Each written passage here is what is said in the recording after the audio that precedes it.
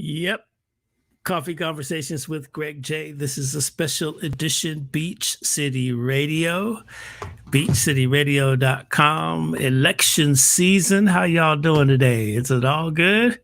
Man, what a week we've had. What a week. We started out the week, focused on the elections, which is Tuesday, is election day. Hopefully some of you have already voted. I have. I went out to Norwalk out here in this county of Los Angeles.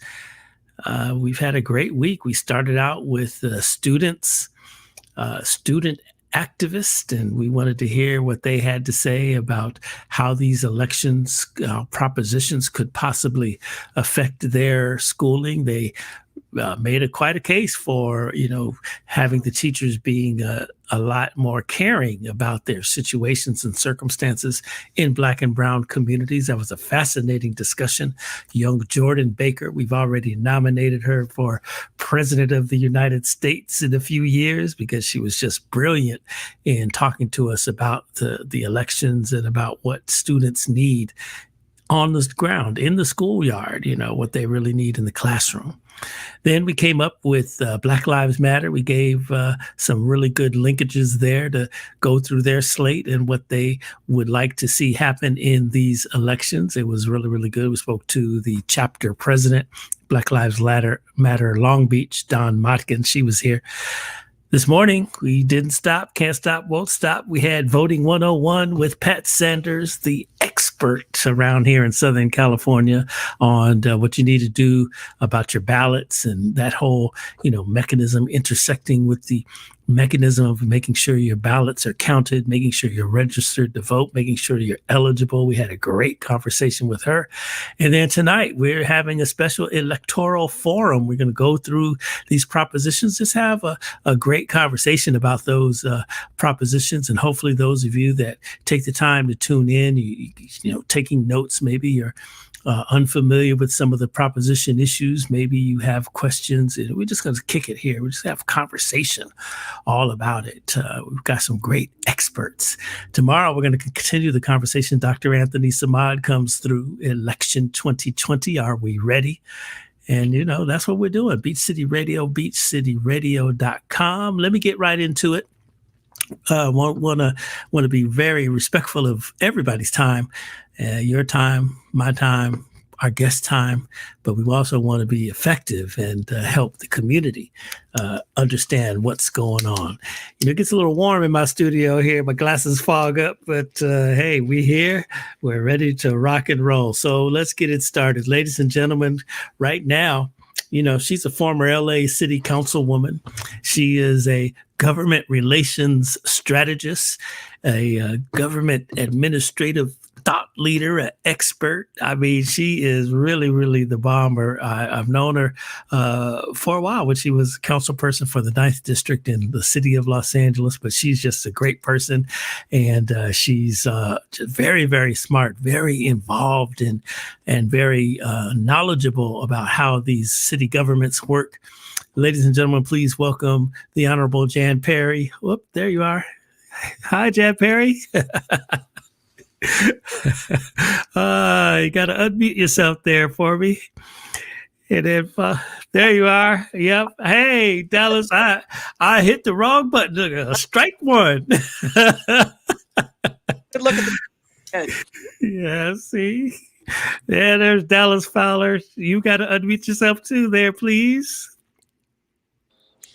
Dallas Fowler. She's my apologies. It would be an honor to be anywhere near the level of service that Jan Perry has brought to our city and county. So thank you. Yeah. Well, from what I see, you're well on the way. Living. All right. Yes. Dallas Fowler, political strategist, founder of the.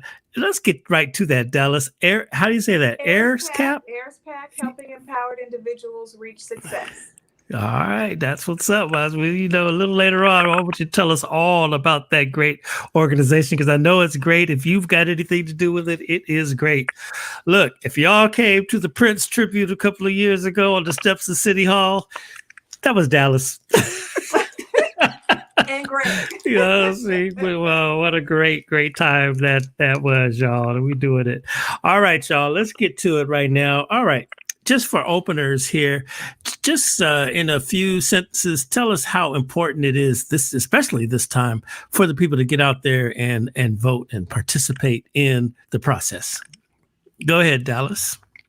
Oh, I mean, there's no more pivotal moment than 2020. And as we've seen all year, we've had we've had a very few peaks and more valleys to come and more hills to climb to get progress in terms of justice and equity for folks of color and Black folks specifically. So I would just say, listen, and here in California and across this nation, there are ballot measures across this country, but here in California specifically, where Black lives are literally on the ballot. So it cannot be more important than what we have this November. All right. That's what's up, Jan Perry. This election is really literally about trying to save all our lives. It is our lives are at risk. I mean, not only is it about being at risk because of COVID and African Americans are across this nation because of COVID, but economically, socially, housing, employment, all those things. We need a change at the top, or we're going to have 4 more years of hell. Bull crap. Yeah. Right. All right. Well, let's get to it. We're waiting on Regina Wilson from the California Black Media Network to come in with us and join us. That gives us a little statewide flavor here. And I know she's trying to get in, but let's just go ahead and get right to it. Listen, what I'm going to do, you guys, is I've got a bunch of videos here that were created by calmatters.org, which in 1 minute, each proposition they explain in 1 minute. By video. It's pretty good. It gives you an idea of what the proposition is about and what the people's vote. If they voted yes on a proposition, this is what it'll mean. If they vote no, this is what that'll mean. And then we'll come back to us and and make it happen in terms of discussion. Let me just push the right buttons here. This is going to be Prop 14, y'all. So hold on one sec. And let's see. Prop 14 now loading. Yep. That's it. Let's see. All right, y'all. There we are.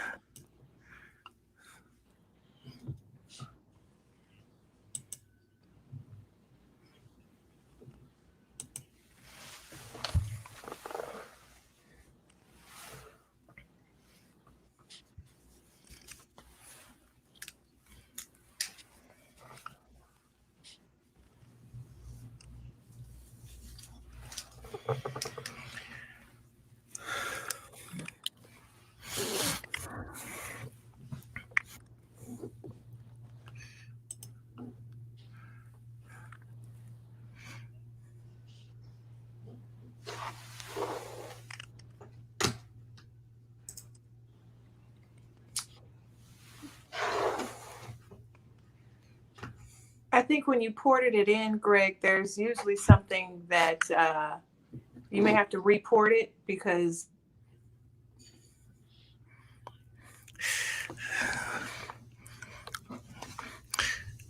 Oh, I'm saying what you're saying. It's in. It's on.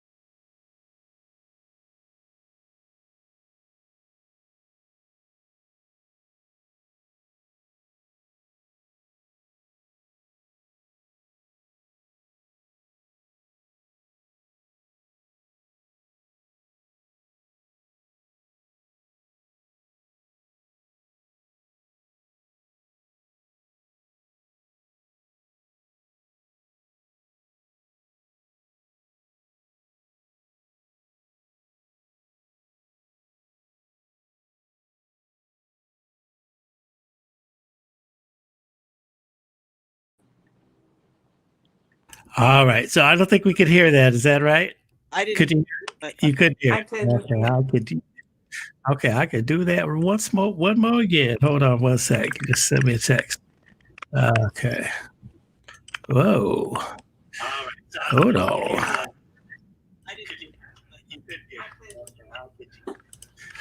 All right. One more again. Hold on one sec. Send me a text. Okay. Hold on one sec. Hold on. All right. So this is what I'm gonna do, you guys. I'm gonna run that video one more again. I know why it didn't happen. There's one button I did not push that allows the audio to come through the Chrome tab, and I knew that. And we're just gonna get right to it. It's only 1 minute. Let's get right to it in just a second here. If I can just call it right back up. Well, I'll circle back around. Let's do this one. I'm on Prop 15. About the commercial tax, and I'm going to circle back around on 14. We started out with 14. I pushed the button. I didn't allow it to so we could hear it, but that's okay. I'm going to do this one the correct way right now. So hold on one sec here. Yeah. And there it is. Share audio. There we go. We're going to be all right. Okay, there you go.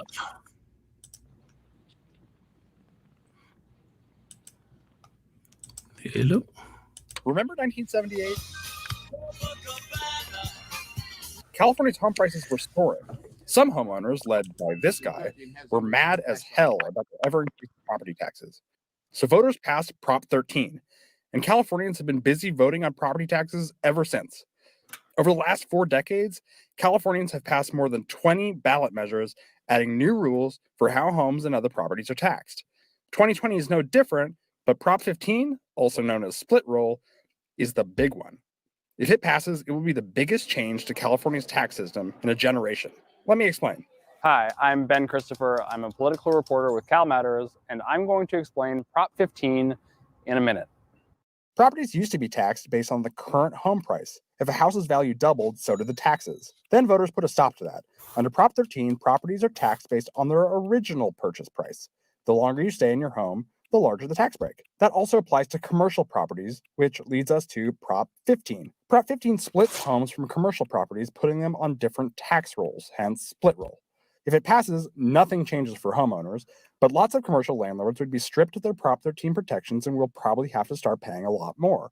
Not so for small businesses and farms. They're exempt. Supporters say this is a great way to provide more funding to cash-strapped schools and local governments, and that large corporations will pay the most. Opponents say this would be one of the largest tax increases ever, and they warn that landlords will pass the higher costs on to their tenants, which might be small businesses. So, vote yes if you want commercial properties to be taxed based on today's mostly higher market prices. Vote no if you want to keep things the way they are. For more on the 2020 election and everything else about California's politics, go to calmatters.org.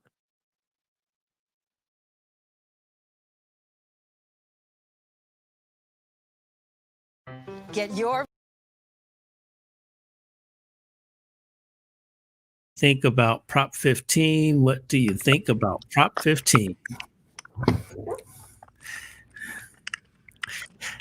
Who do you want to go on? Yes, you're on. Go right ahead. What do you think about Prop? I supported it early on. Initially, commercial property taxes have not had a tax increase. I don't think at Jan, is it maybe 20, 30 years or so? It has not increased. And we are missing our fair share of resources and funding for our schools and other facilities. And so it is really imperative that we pass this. And so I've supported, it's widely supported by a number of groups and activist groups across the board, with the exception of a few high value property commercial owners. I think for the most part, it looks pretty good in terms of passing as well. What do you think, Jan Perry, about the retort that maybe small business owners have that say, hey, this commercial tax hike will happen and they'll pass it down to us? We're already struggling. Well, basically, large passing rent increases to for tenants and subtenants, or this was an issue. I don't think rent be triggered by passage of a split roll. Your video very smart note when it said a no vote on means that you want to leave things the way they are, and a yes vote means that you want to support the way the proposition would change. So on all of those 14 through 24, which includes this one, 15, people have to remember what no. Somebody's mic is hot. Yeah, it sounds like I'm gonna see. It sounds like okay. Go ahead. That sounds like Dallas there, huh? Okay, Yeah, right. wait, Okay, your audio is dipping in and out there, Jan Perry, and the clicking. It sounded like somebody was typing out a computer, and that might have come. Okay. Yeah, that was that's on you, Dallas. There, that's coming out. I'll tell you what we'll do. Okay, so I would like for each of you to sign back out, okay. come back in. I'm going to play Prop 14 while we're doing that, and we'll come back and we'll lump both of those together. Okay. All right, everybody. Yeah. Hey, the beauty of technology there. Let's get back to Prop 14 here. I think I have it somewhere nearby, and if not, we'll get it right back. Yeah, we're just trying to make it all happen for you guys. Yeah.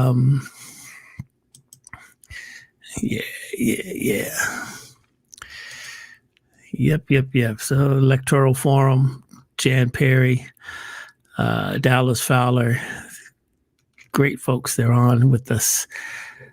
Let's see. We go to YouTube here.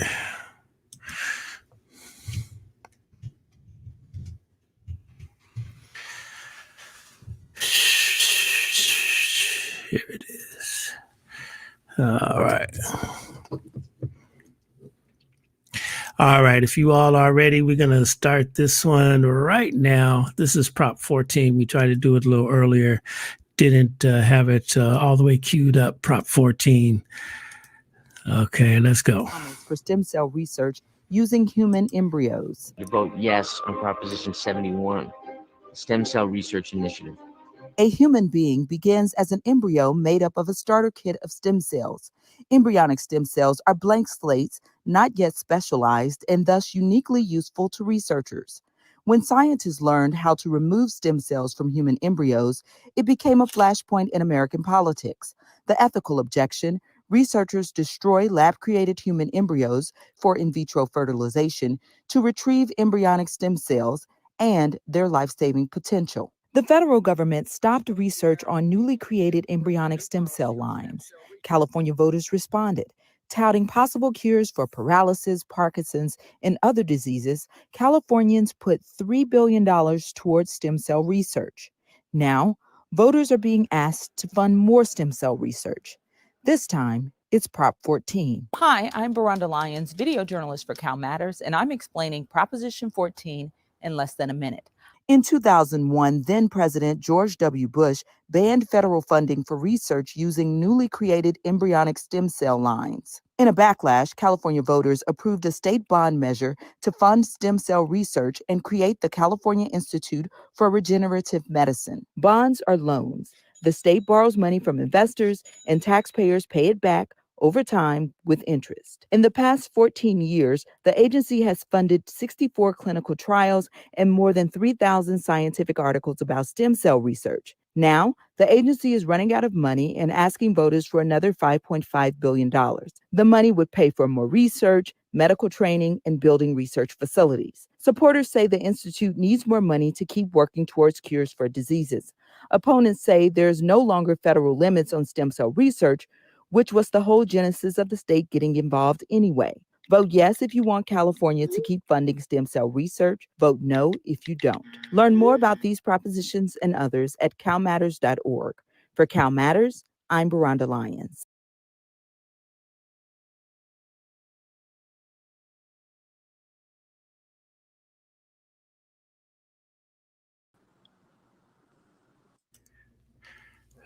What the heck? I hear you.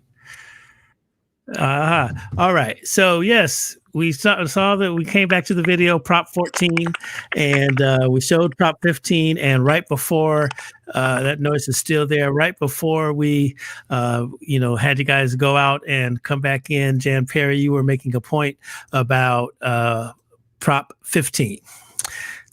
What I was saying is, through all the propositions 14 through 24, when you vote yes, that means you support the way the proposition would change things. If you vote no, that means you want to leave things the way they are. And at the end of that video, the reporter said, he said, vote no if you want things to stay the way they are, and basically vote yes if you want to change things. That was the stem cell research. Okay. Okay. So that was the stem cell research. Okay. And then on 15, same? No. I'm sorry. I had that mixed up. That was on the split roll. Okay. On Prop 15. All right. And then but listen, okay. So, what about the business owners? I think this is what I was asking, the business owners that might be leasing, and they're saying, shoot, my rent is about to go up if the commercial tax is raised on the owners. What about that one? Well, that's a tough one. Now, this proposition affects property owners whose property is valued at, I believe, over $3 million or more. But let's be honest with each other. Property owners were increasing their tenants' rents on a regular basis anyway. The pandemic has thrown a wrench in everybody's plans. And so, we're trying to get back some balance in the way that private sector 3 million plus valuation compares to the treatment that people in single family residential receive, and that money will go back into the county coffers to be able to go into infrastructure improvements and the things that we need to do to make communities look the way they should.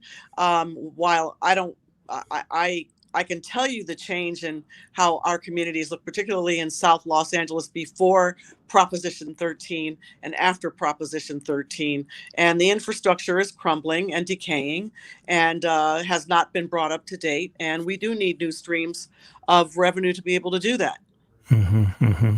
Now, Dallas Fowler. So, okay, Prop 15. We already play the lottery. What about the money?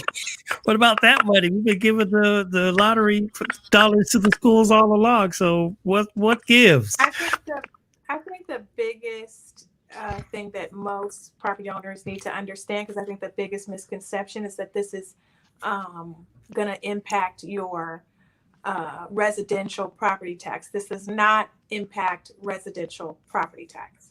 So there are many people who will not be impacted by this bill. However, we are being impacted every day in our schools, and the infrastructure that Councilwoman Perry just spoke of is crumbling, and we have to have some things in place. And quite frankly, our commercial properties just have not had an increase in a very, very long time.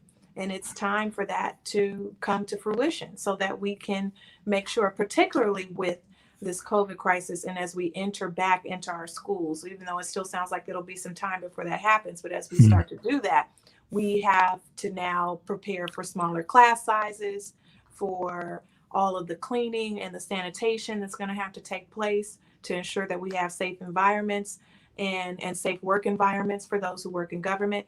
And that has to happen. So let's bring in Regina Wilson. She's coming in, the Executive Director of California Black Media Network. Hey. Hi, I'm so sorry. I've been trying to find. I'm so sorry. I was double booked and I'm so sorry. So please forgive me, but I'm here now. Please tell me if it's too dark where I'm at. I'm trying to be in a place where I can get cell service. See, it looks very interesting now. Are you in Sacramento or where are you? That looks I'm like not. Southern California there I'm to me. I'm in Palm Desert.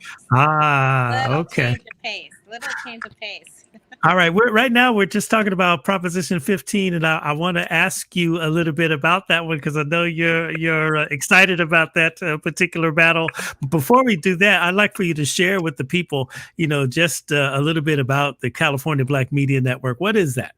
So California Black Media is a nonprofit that focuses on helping to strengthen the communication infrastructure of Black-owned media outlets. And so, as a nonprofit, we just know that our communities need to have access to really good information to be able to do what you're doing right now, to do what, publications like the Sentinel and Our Weekly and LA Focus and Oakland Post, Sacramento Observer, Black Voice News, what they need to do to help continually inform the community and have a place for constructive dialogue. And so we really kind of look at it as being a place where there's a playground for us to have these conversations and be able to have them in a constructive way that balance out opinions and listen to, diverse perspectives. And I think that we really just try to pride ourselves on making sure that we create that platform for that to happen. That's a wonderful thing. And when you guys go to Beach City Radio, beachcityradio.com, you see a lot of the stories that emanate from that California Black Media Network. Now, we're talking about Proposition 15 there, Regina. And what do you think about that particular issue? What should the people know? I think that the people, I've been able to look at this, obviously, because I have our writers that are looking at it. And so I've gotten a lot of different diverse perspectives. Today I was on a call that the new Chamber of Commerce is, they had Willie Brown on, and he talked about why he wasn't supportive of it.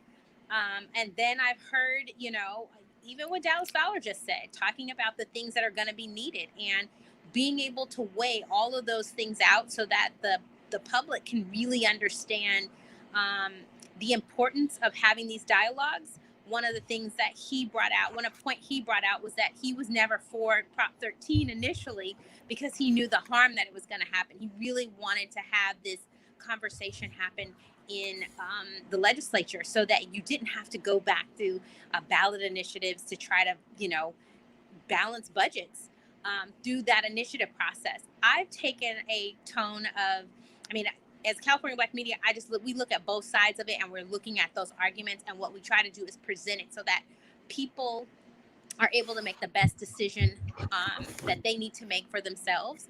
So we don't try to push anything on people. I think we just try to create and bring those perspectives to light so that we can look at, best practices. Personally, I am not a fan of the ballot initiative process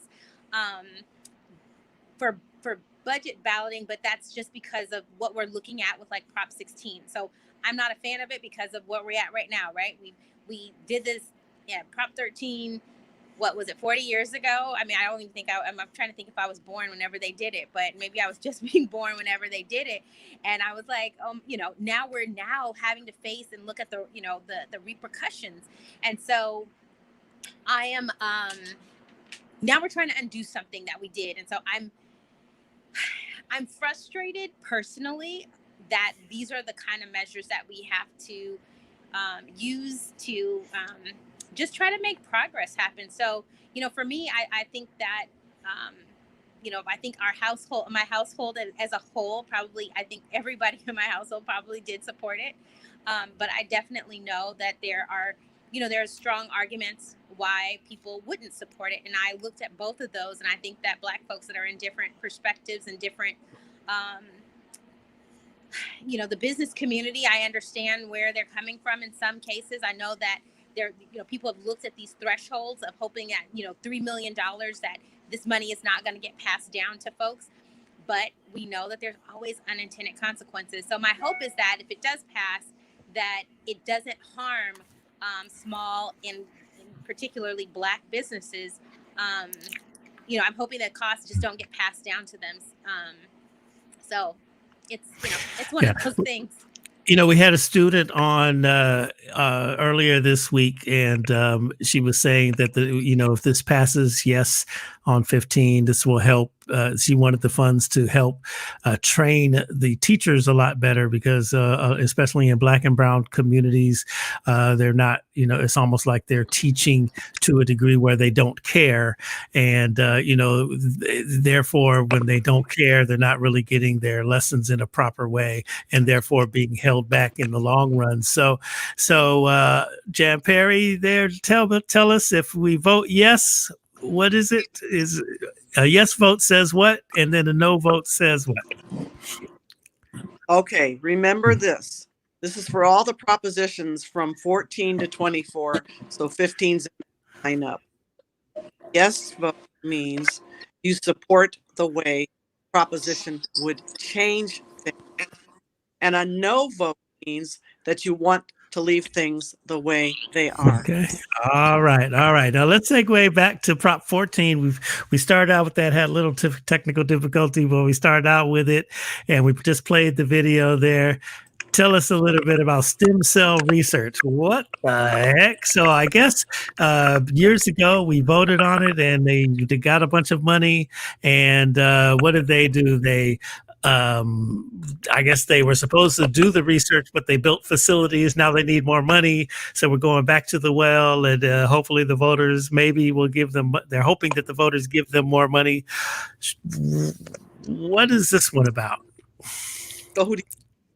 I would like for you, go ahead, Jan Perry, you start. Go ahead. So it's about $5.5 billion in the issuance of new bonds for more research. Mm-hmm. The total cost to repay this would be $7.8 billion over a time frame of 30 years. So that's about $260 million per year. But let's talk about what it means. It means continuing the research for potential cures for cancer, dementia, Alzheimer's, Parkinson's. You saw Michael J. Fox on that video. He's a longtime advocate on Parkinson's disease. Many of us, I am certain, have been touched in our lives with our own family members as they age, facing dementia and Alzheimer's. So what this is a leveraging of public dollars with private research. Now, it's just my interpretation that when you leverage public dollars with research, that ensures that your private sector partner will be obligated to provide the benefit of that research to the public, even though it is being paid for, not entirety, but in a large part by taxpayer dollars. But I guess I fall on the side of any scientific advancement will go for the good of, society and those illnesses that, run higher numbers in the African American community, such as diabetes, certain types of cancers. And of course, again, the tsunami of dementia and Alzheimer's. Mm-hmm, mm-hmm. Dallas Fowler, let me ask you this question. How do we know they wouldn't take those funds and create avatars and whatnot? We don't. So, and that's not to say those aren't already in play. But we know the stem cell research is very critical. And I can think of some of the advancements that we have gotten over the years in terms of medications and advanced treatments for ligaments, knees, and hearts. Even our current president says he was rapidly cured through stem cell, which is very interesting. Very interesting. This party tend to take issue with the use of where some of those stem cell cultures come from. So we know that it's important, and we know that it's just work that has to continue. And I think particularly when we look at what's been happening with pharmaceutical firms, it's important for us to have some of these public-private partnerships so that, as you said, as Jan said, that we do have more access, equity and access for folks who may not be able to afford that miracle cure or the access to the stem cells. So I this is actually something that my PAC, we support. I voted yes on it, and I haven't actually technically voted yet. My ballot is filled out, but I haven't turned it in. But I did vote to support it. All right, Regina, give us your thoughts on Prop 14. I think we're all just going to be singing the same, the same tune Yeah. on this. This is one of those things. I think initially I did not support it. I think the first time around, but that's because I think the first time around we were talking about, it was new, and I think what we were going through the last downturn, and not that I didn't want to support it, but I think personally, I was concerned about the fact that we talk about all the things that we want to do in the budget, and then we commit ourselves to bonds and then get mad whenever, we've already spent this money and we go back saying, hey, we need more money for other things. So it wasn't so much not to support it initially because I didn't support stem cell research, because obviously we do. My father has been diagnosed with ALS, and I would love for stem cell research to be something that could help cure him and many others that are diagnosed with ALS or any of these other diseases. But I also wanted to make sure, that we have better controls. And I think the way that I feel going forward, even with Black media and how we look at any of these propositions that actually have money attached to them or policy attached to them, me, Greg, I'm looking at, there has to be some place for us to be able to track and follow what's going on with these programs. And what happens is we pass these things and we have no clue what's happening until they need you again to vote and say, yes, keep funding this. And so while I believe that there are some great things, I think there was some sickle cell research that came out of some I think, I don't want to say cures, but I think, what would you call it? Not remedies, but like I'm escaping my word. Advances in treatment. In treatment, right there. Yeah. I think there were some advances in treatment. I think that's an excellent thing. So, I think once again, I think this was probably a no-brainer for most people to support. But I think that, when we're asked to support these things, I think we need to be at the table whenever they're drafting them, so that we make sure that Black doctors are there, Black scientists are there, that we have people there that are looking out for our best interests and making sure that those diseases that the African American community typically become diagnosed with, die from, that we get to reap the benefits from that. I hate us being just a side thought. And so that's how I really feel about most of these, like I said, most of these propositions. We need to be in there negotiating while they're drafting this up, so that we're included and not trying to get in on the back end after it's passed and hoping that they're going to find a cure, hoping that they're going to study the things that we need them to study.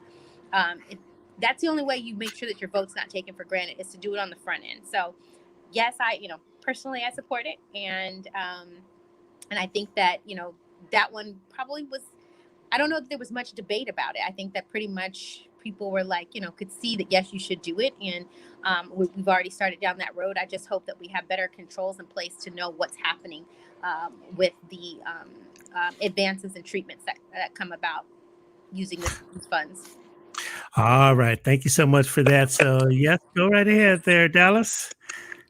Let's see. There you go. Yeah, I wanted to say two things. I think Regina raises a very critical point, but we know that and Jen, you may be able to answer this, when projects are publicly funded, there typically tends to be some form of diversity or inclusion requirements around that. I'm not specifically sure for California. I know federal funding for sure, but I'm pretty sure even with state funding, there is some of that's in play. But who is actually tracking that and doing the compliance around that is a different story. And that's something that we need to go into. But even when you look at the technology in terms of 3D printing, which is something that came into play since the last measure was passed, where we are potentially looking at 3D printing joints and organs, and stem cell plays a huge role in that. And if you think of the people who needed kidneys or heart or valves, being able to use that type of technology to do that could really take us leaps and bounds. And so it's important, but compliance is even more important. So I agree. Yes, absolutely. All right, Chad Perry, a yes vote means we're giving them the money, and a no vote says no, right?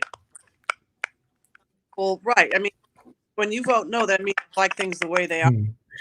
Okay. All right. There you have it. All right. Let's get on to the next one. All hearts and minds are clear. Let's see. This one is, we did Prop 15. This one would be Prop 16, affirmative action.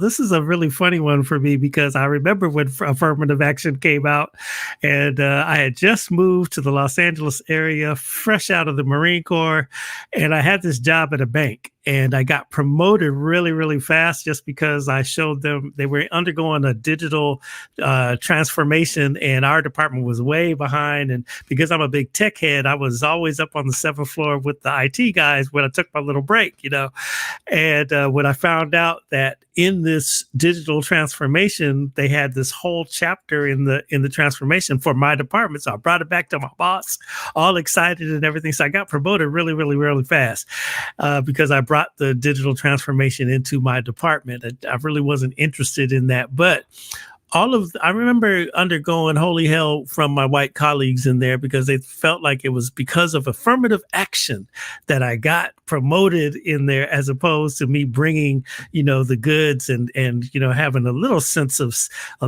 semblance of sense in the office. So, that's why they promoted me, put me in the management training program and everything like that. But that was causing a lot of racial stress in our office.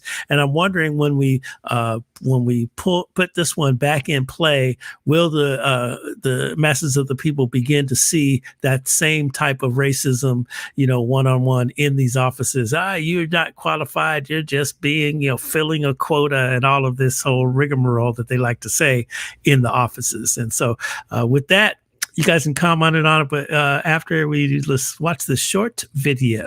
Let's see.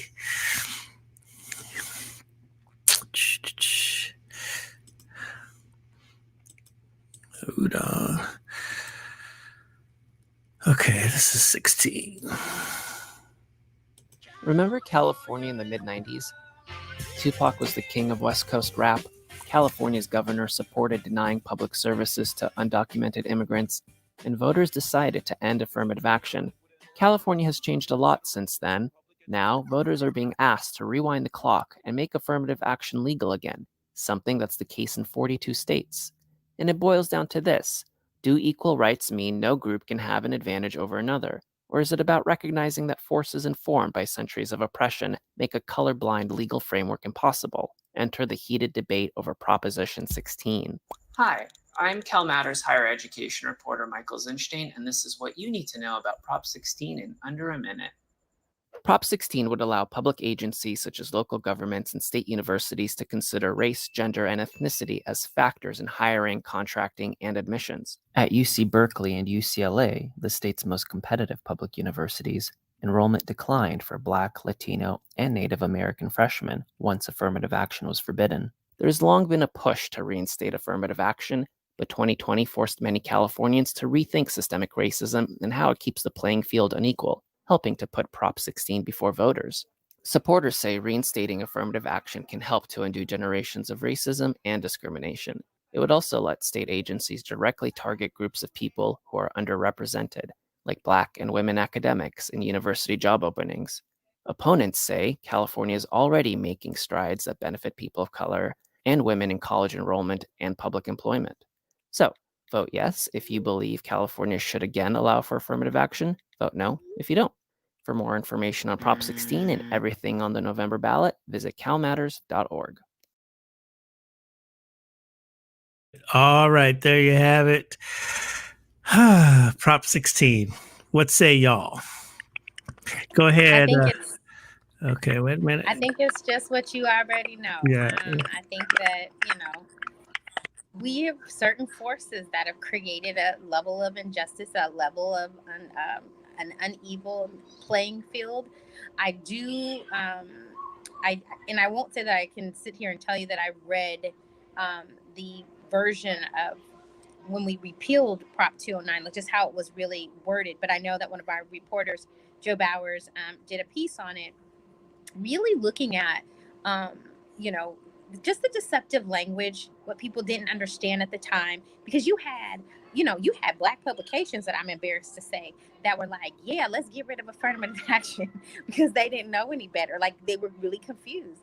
I think that, we're at a time right now that, unfortunately, I believe that if it were to stay in place, I believe people are reading it wrong. And I believe that there is more that can be done even around data, but I think that people continue to use it as a crutch to try not to make sure that the people who need the help the most get helped. So I'm all in on this one personally, and I truly believe that, if we're going to create the equity that we need to create and parity in this, in our state, then you're going to have to repeal this. And if not, then people just need to be fair. People need to be fair and look at the equity that's needed within our community. They need to give the resources to people who need it the most, not come in and say, oh, now we got to do people of color. You got to just look at the data, follow the data. I always say that the people love to say, look at the data. And then they become data deniers whenever the numbers would work to help African Americans. So I look at that and I say that, yes, I think that this should be repealed so that affirmative action could be back in place. But if it's not, I think we're going to have to press on people and tell them, like anything else, we'll sue the state if the state decides to say that they're going to use data to help African Americans or women. Sue them and let's see what happens. Let's challenge Prop 209. That's my personal take. All right, Dallas Fowler, what do you think there?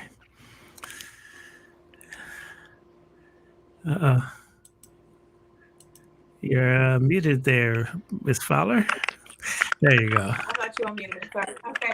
I'm someone who was directly impacted by Prop 209. I was a freshman going into maybe my sophomore year in high school. I protested as a student at Westchester High School against 209. And when it passed, I immediately saw, at that time, Westchester High School in LA County was in the top, one of the top 10 schools in the state, and late 90s. And we had the highest transfer rates from folks to UCLA, African-American students going into UC programs. And I watched probably we would have maybe about 250 to 300 seniors, African-American, going into UC Berkeley, UCLA. I watched that drop to about 40 immediately following the next year.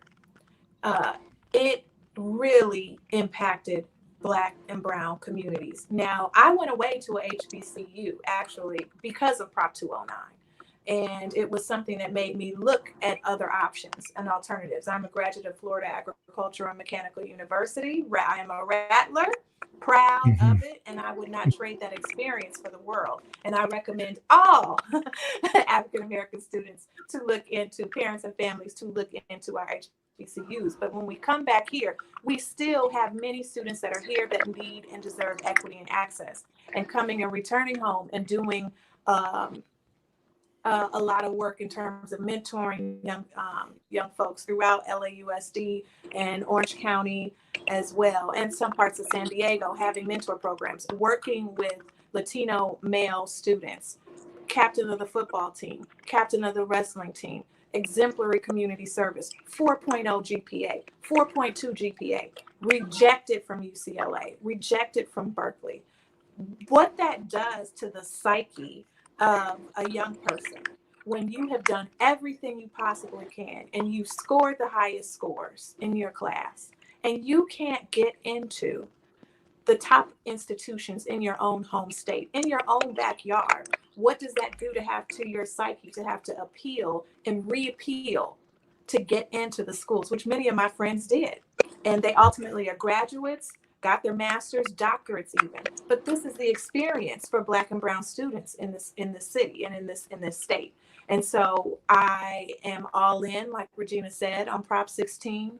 This is righting a wrong that went on for far too long. And when we look at our community colleges, even in the Los Angeles Community College District, which houses 4 times the amount of Black and Brown students in the LACCD alone than all of the UCs in our state combined. That's a problem. It says a lot about access and equity.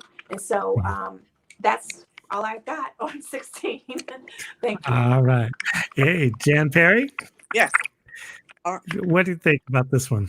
Well, You're I'm like, 2 thumbs up on the beneficiary affirmative action as an undergrad, and what it gave me was an opportunity. It didn't mean I had to work any less. As a matter of fact, I worked harder, ended up graduating with honors. But this 16 applies to public colleges, public universities, and public.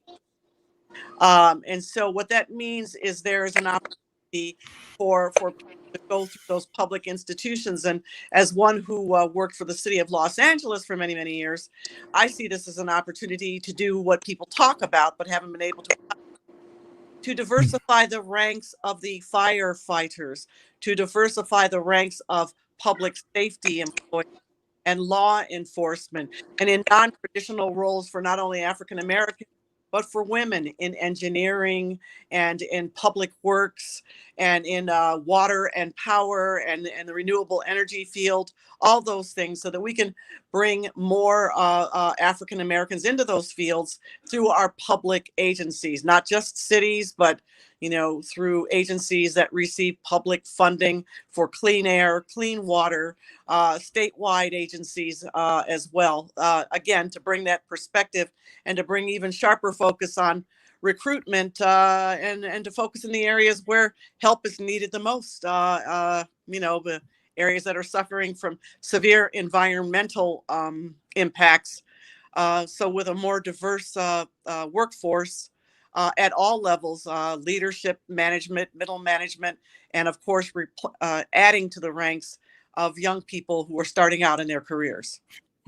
Now, it seems to me, so we'll pass this and the laws are in place and everything like that. But in the office, in the, when we're all together as employees, we're still going to need maybe even increased diversity training. Now we're going to be going to seminars and stuff to fix people's personal issues with the fact that I might have gotten the job because, of course, Prop 16 helped me get into that place. But now we need more diversity training for people can change their personal thoughts.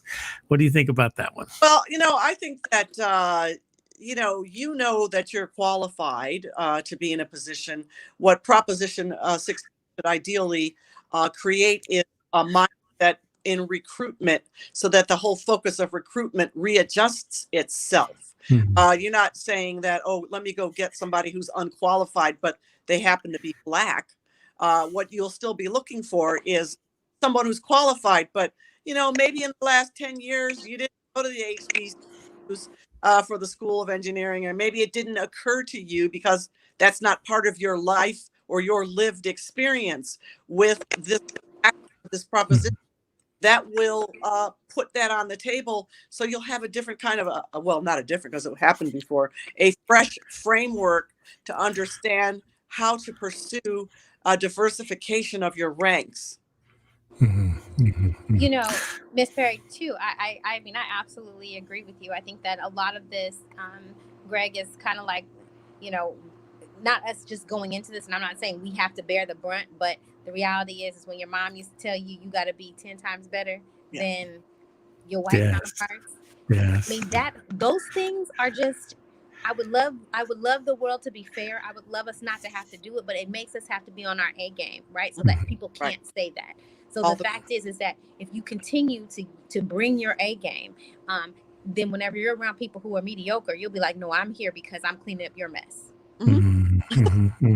That's right. So it's all about excellence. It's all about, operating in a sense of excellence at all times. That's it. Right. And, it's also this is what I was going to say, too, is that this is almost like the comment of the Wells Fargo CEO who said, I couldn't find anybody. Right. Well, Ms. Perry just basically let us know that this is about diversifying it. This is what we talk about. This is why I work to make sure that we are building that communication infrastructure. Because why? Because they should be marketing to us. They don't market to us.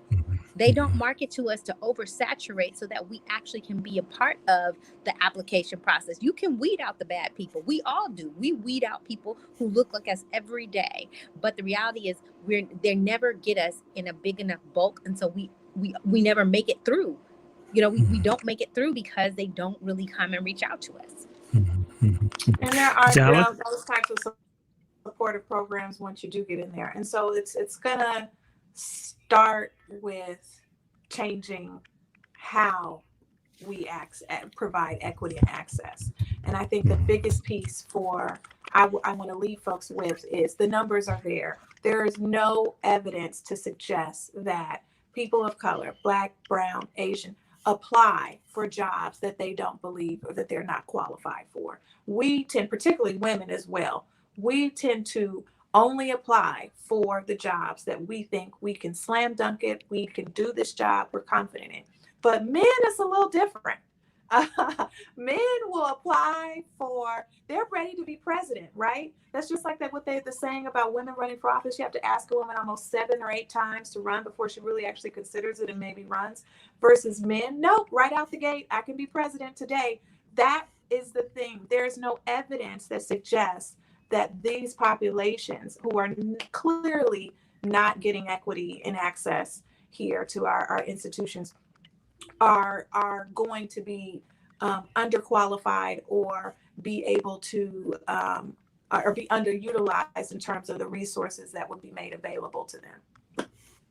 It's an interesting statement. I mean, I don't know about that one quite yet there, Dallas. I mean, I know I've always approached the job as like, okay, I can work my way up, and really believing solidly in a merit system. Hasn't always worked out that way, but I've always approached that, just being able to work my way up. But now that I'm out on my own, heck yeah, I could be president. All right. Let's go on to the next one, y'all. This one is Prop 17. So Prop 17, this is the one about the parolees, the folks, can they vote coming out of the penitentiary?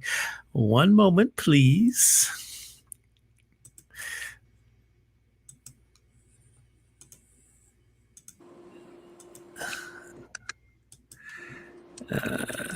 States and the District of Columbia allow people to vote once they're released from prison. Vermont and Maine even let people vote from inside prison. But California not only bars state prisoners from casting ballots, it also prohibits roughly 50,000 parolees from voting. This election could change that. Hi, I'm CalMatters reporter Elizabeth Castillo, and I'm going to explain Prop 17 in under a minute. Prop 17 would change the state constitution, allowing people on parole to vote. In California, people serving their sentences in county jails can already vote unless they're transferring to a state or federal prison or they're serving time for a parole violation. The proposition would also clear the way for parolees to run for office if they're registered to vote and haven't been convicted of perjury or bribery. Supporters say once people finish their term in prison, they should be encouraged to re-enter society, and granting parolees voting rights is one way to help people have a stake in their community. Opponents say parole is reserved for violent and serious criminals. Those who have been convicted of murder, rape, and other violent crimes should wait until after they finish parole and have proven they're rehabilitated before they get to vote again. So, vote yes if you think people who have served their prison sentence but are still on parole should get to vote. Vote no if you think people should wait until after they've completed their parole to be able to vote. To learn more about this proposition and others, visit calmatters.org. For CalMatters, I'm Elizabeth Castillo.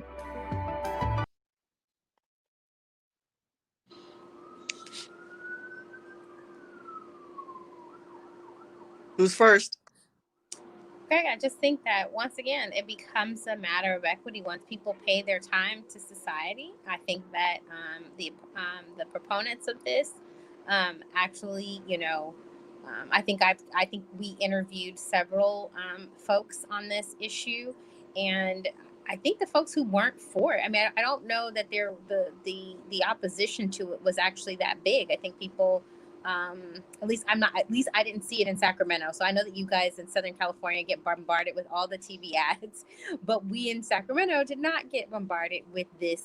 And so I didn't see a lot of negative pushback on this from a lot of people. So I think that for what we wrote about it in California Black media, I think it was pretty balanced. And I mean, not even balanced, because I think it was more one-sided than it was the other, because we didn't really have a huge amount of opposition that I think was willing to go on record to even talk about it. So I think that this probably, the people are speaking for it, and I'm pretty sure that it'll probably pass.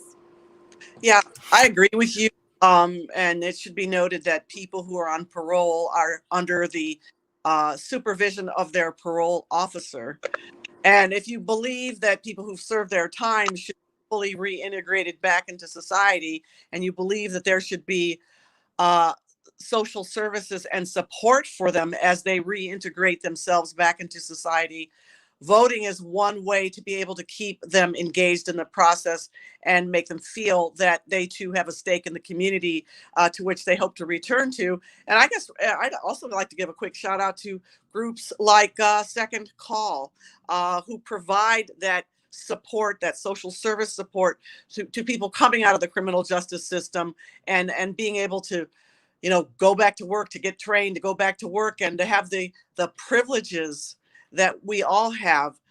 So, you know, I believe that this should be supported.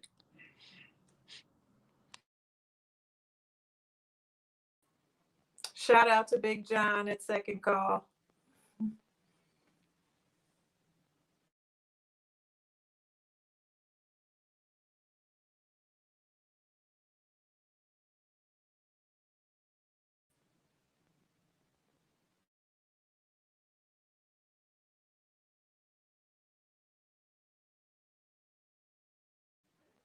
You're muted, Greg.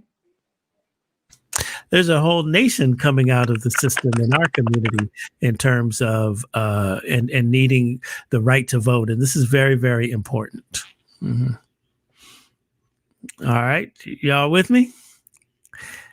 All hearts and minds are clear. We'll move on to the next one here. This one is, ladies and gentlemen, Prop 19 here. Let's see. Mm-hmm.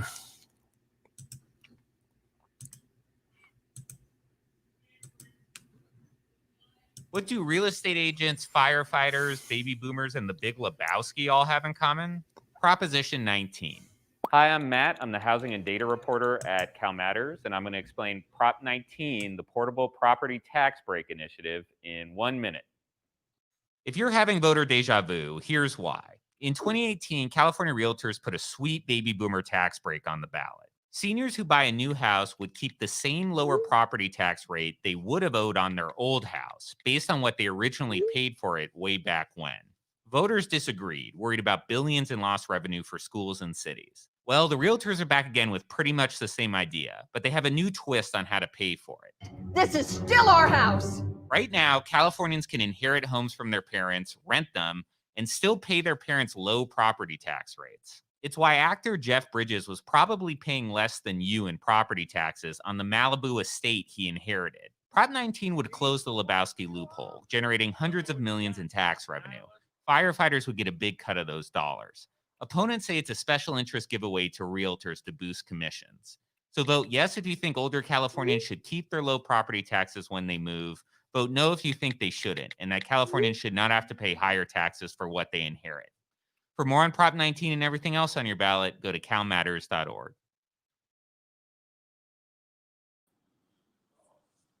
All right, you guys. Now, this one is interesting because I know that for me, I'm just gonna say, when my parents passed away and their home in San Diego, it was I didn't have this information that my taxes. I was told something else, actually. I didn't have the proper information. And when I heard this video before, I was like, I didn't know that. So what do you guys think about this? Like, should we go ahead and close that loophole or what? Okay, so remember that a no vote means that you want to leave things the way they are now.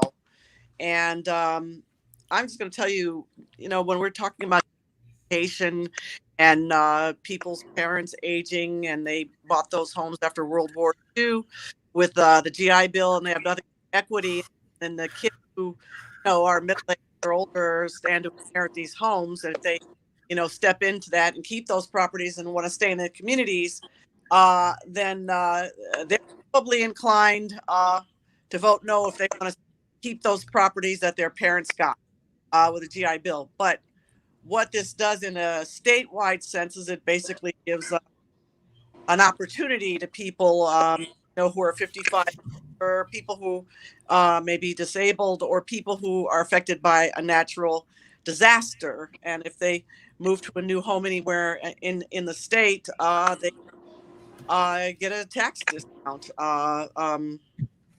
if they move to a more expensive home. So, you really have to weigh what that means to you in your community, and what that means in terms of the scales of justice and how that balances out. Because taxes go up on inherited homes that are worth more than 1 million.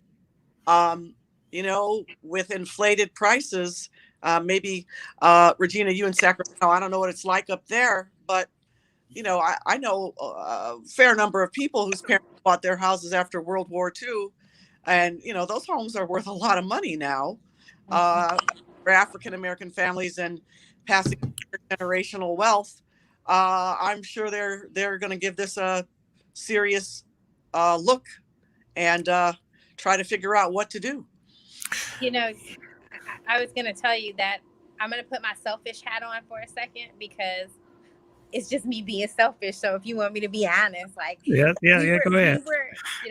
I know different people who are working this campaign, and we were very fair. I mean, Greg, I sent out op-eds that they had pushing it, but one of the things that we tried to institute this time around, we weren't really prepared for it fully, but people were trying to push op-eds, and we didn't want to just push one side. So we wanted to make sure we had balanced stories before we pushed just one side or the other. Because there's not a real big opposition to this. At least I'm not seeing that here. You see the TV commercials. But if I had to be selfish, I don't know how I feel about this, because I stand to inherit quite a few pieces of property between my husband's mother and my parents. And I don't know how I feel about it, because I think about the generational wealth. I know that that's not everybody, and I know that it's going to recycle different folks' households, but it's also going to force some people in some cases to sell property. And if, just like you said, Jan, if we're talking about creating generational wealth, those African Americans that do have that property, yes, they'll just have to pay higher taxes, but you literally could put yourself in a position that, decreases that generational wealth. So now, do you guys think that this might contribute also to, gentrification? We hear this buzzword in our communities all the time, gentrification. So if we look in, as an example, in Los Angeles, you have zip code 90008. And, the reason it's being gentrified, I think this is just my opinion and my observation, is that, the parents made a great career. They were able to buy these homes, and it's all good. Sent the kids to college, HBCUs and whatnot. They came, they got their degrees, came and got these great jobs, but they did not move back into the community. And those, parents pass away and all of that. And then now other folks are coming in and gentrifying the community. I think in my personal case, I'm from San Diego, and when my mother passed away, and we had the home, I actually was going to keep it. I just couldn't come to terms with my brother on what was happening there, but we ended up selling it. But I do wish we would have sold it to preserve that generational wealth, to hold that property, and most importantly, to keep that neighborhood Black, because now it is being, gentrified. And so do you guys think that something like this could contribute or increase gentrification in our communities? Well, I think what's going to happen is, I think that what you'll find is that prices will just go up. So people may sell the house, or if they're renting it out anyway, if it's a Malibu home or what have you. I do know the LA Times article that that spurred this proposition to think that it was the timing, because you had folks who were gouging in terms of the rental prices. I think they were charging $16,000 a month or something like that, and they weren't paying the property taxes, and they were renting these things out Airbnb. I think that we'd have to look at the entire real estate landscape, though, to see if this is the only thing that is going to affect things from a gentrification perspective. So I think that this would probably only be one component of it, where people were having to sell these homes. I think that the housing issue is it's so much more complex than that for gentrification purposes. I mean, from just not having the right amount of housing in the right place, right price points. There's other things that are kind of creating the tsunami, so to speak, on the housing front. This I don't know if this will, I don't know how this factors into that. And to be honest, these are why, once again, these propositions are so difficult, because we need experts in our community to be able to have the discernment to help us understand what this might look like, right? Will this strip away Black wealth, or will it not, or will it allow us to buy into properties in California because people are going to be forced to sell? I don't know the answer to that. So, the jury's kind of out for me on this one. Dallas, what do you think? So I'm witnessing the gentrification. I'm not 90008, but I'm 90016, which is the next highest, right next door to that same area. And I think there's something about this, though. If you remain in the home, if the inheritance of the heirs remain in the home, the property tax value still remains the same, if I'm not mistaken. But it's if you're not living there and you're renting it out, where the tax will increase to what the standard model is, and based off of the current assessment of that property. So I'm experiencing it. The house cat a corner to us, the house across the street, the house exactly next door. The house next door went up 3 stories. We're a duplex on the corner, but the house next door to us went up 3 stories. In the front, put a back unit as well. So it's 2 5-bedroom, 5-bath house, where it was a 2-3 bedroom house.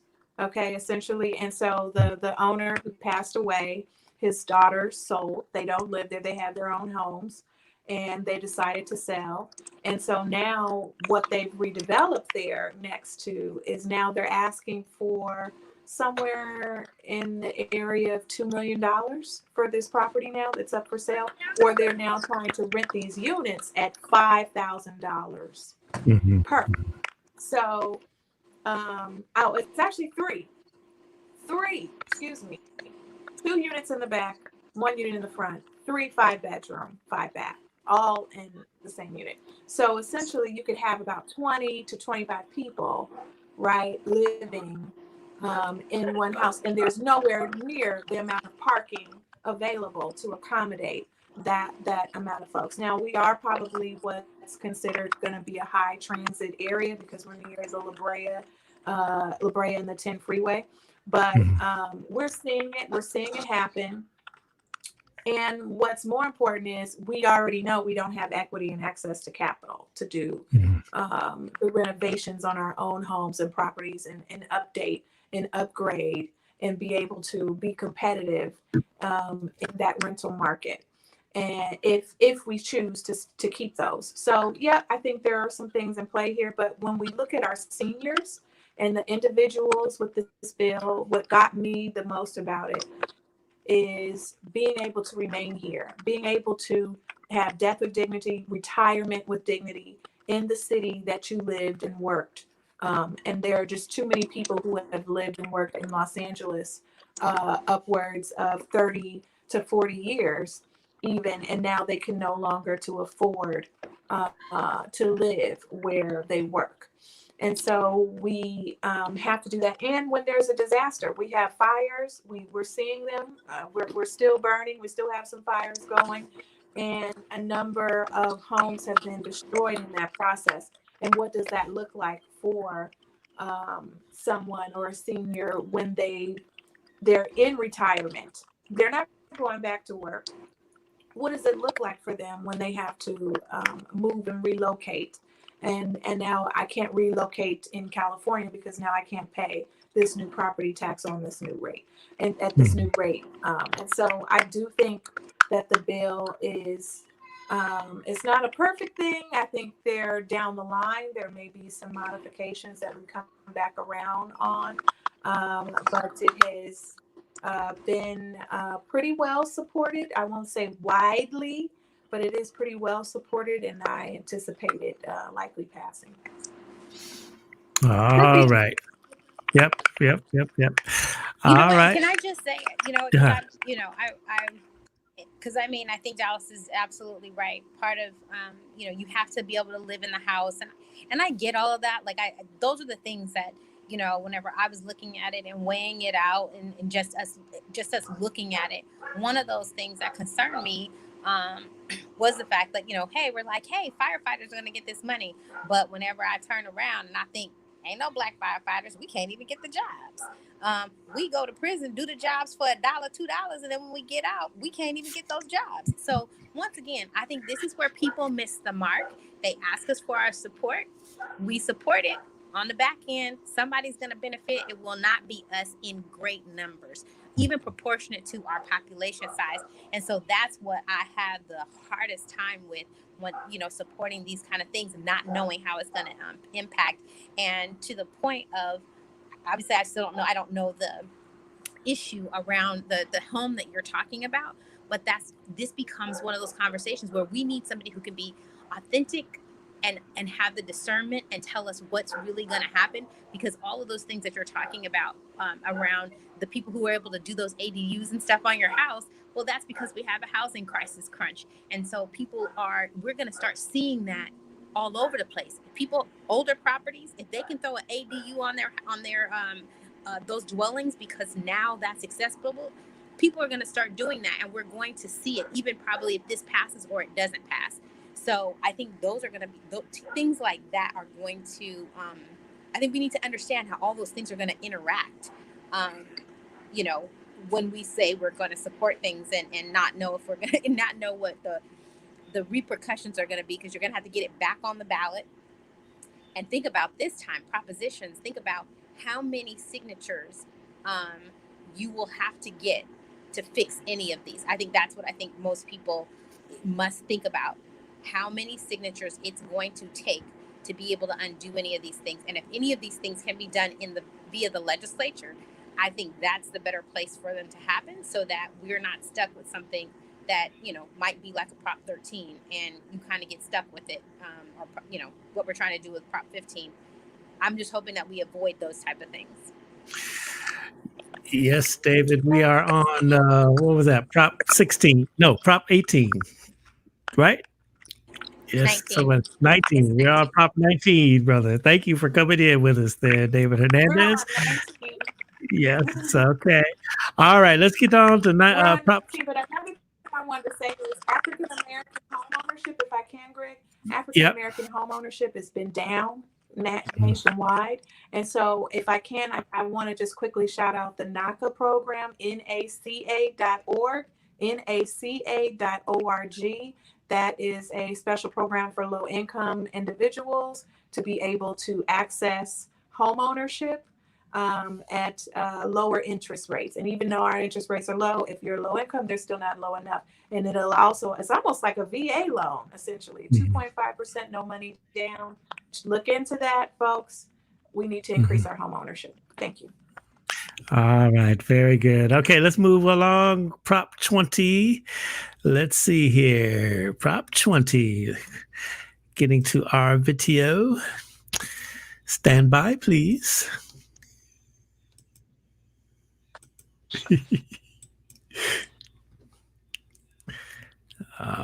To make our streets safe again, we must target the most dangerous criminals. Once upon a time, California was the center of the country's tough on crime movement. But over the last decade, California's attitudes have changed. We've reduced sentencing on nonviolent crimes, made it easier for inmates to get out on parole, and knocked some felonies, offenses that can carry serious prison time, down to misdemeanors, which might mean a short stay in jail, probation, or a fine. Some say those changes have gone too far, and they put Prop 20 on your ballot. Hi, I'm Ben Christopher. I'm an election reporter with Cal Matters, and this is Prop 20 in a minute. Prop 20 would do four main things. It would reclassify a bunch of property crimes as wobblers, meaning they could be charged as either misdemeanors like they are now, or felonies. It would boost penalties for people who regularly violate the terms of their parole. It would require law enforcement to collect DNA samples from people convicted of some misdemeanor property crimes, and it would double the list of violent felonies that disqualify offenders from being able to apply for early release. Under California law, domestic violence isn't considered a violent crime. Wait, what did she just say? Can we stop the clock? Okay, so just to be clear, That doesn't mean domestic violence is legal in California, but if Prop 20 passes, it would be one more offense that excludes an inmate from the possibility of early parole. All right, go ahead. Supporters say Prop 20 closes dangerous loopholes in the law and that early reforms have resulted in an increase in property crime, which seems to be true. Opponents say this isn't the time to go back to the 1990s when tough on crime laws failed to reduce crime and triggered mass incarceration that ruined countless lives. Plus, the state crime rate is at a historic low. So vote yes if you want to increase penalties for some property crimes and make it harder for some inmates to qualify for parole. Vote no if you want to keep things the way that they are. To learn more about everything on your 2020 ballot, go to calmatters.org.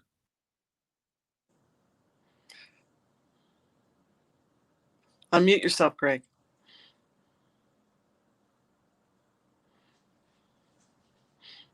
So there we have it there. I'm in here talking to myself. Trying to push buttons there.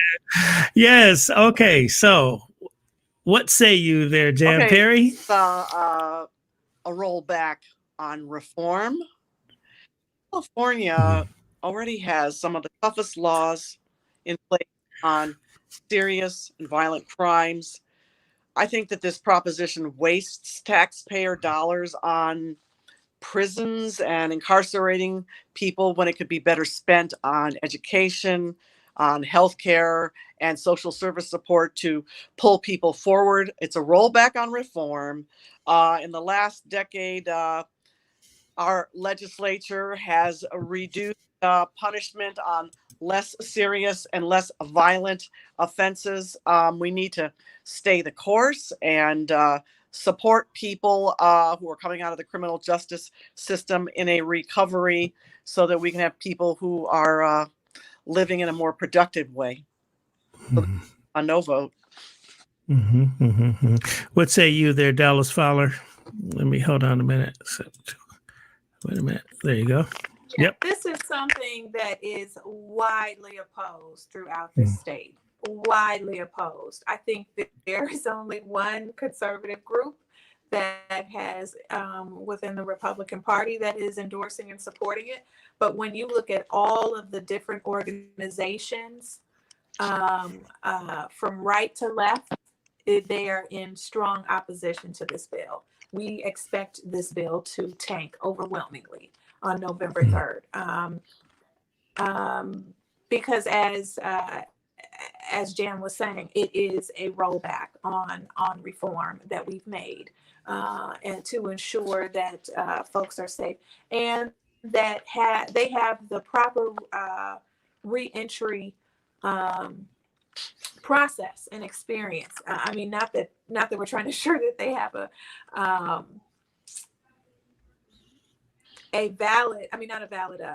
a cozy experience. I think it's just more so about coming back in and having those measures in place for other folks' safety. I've just, being a former women's commissioner and even just working in our schools, and mentoring and volunteering, I've seen a number of instances where if we had not had those measures in place, the safety and the lives of people might have been in jeopardy. So it's critical. It's widely no. It's a big no, a resounding no throughout all of California. But feel free to do your own homework, folks, and read further on it. But once you really look at it, you can't believe that this actually made it to the ballot, that there were enough signatures to even do this. So this was a Dallas, waste of money. there's somebody out there to say law and order, girl, law and order. No, I think that I think the sentiment, I would say, in the Black community, just in general, I just received the endorsement list from the Oakland Post, and they did a big fat no, capital letters no on Prop 20. So I think that kind of sums up probably one of our blackest enclaves in California. If you just look at Oakland, and they're like, yeah, no. All right. Well, we say no. Hell no. All right. Let's get on to the next one. This one, y'all, is Prop 21. That's the rent control. Let's get it.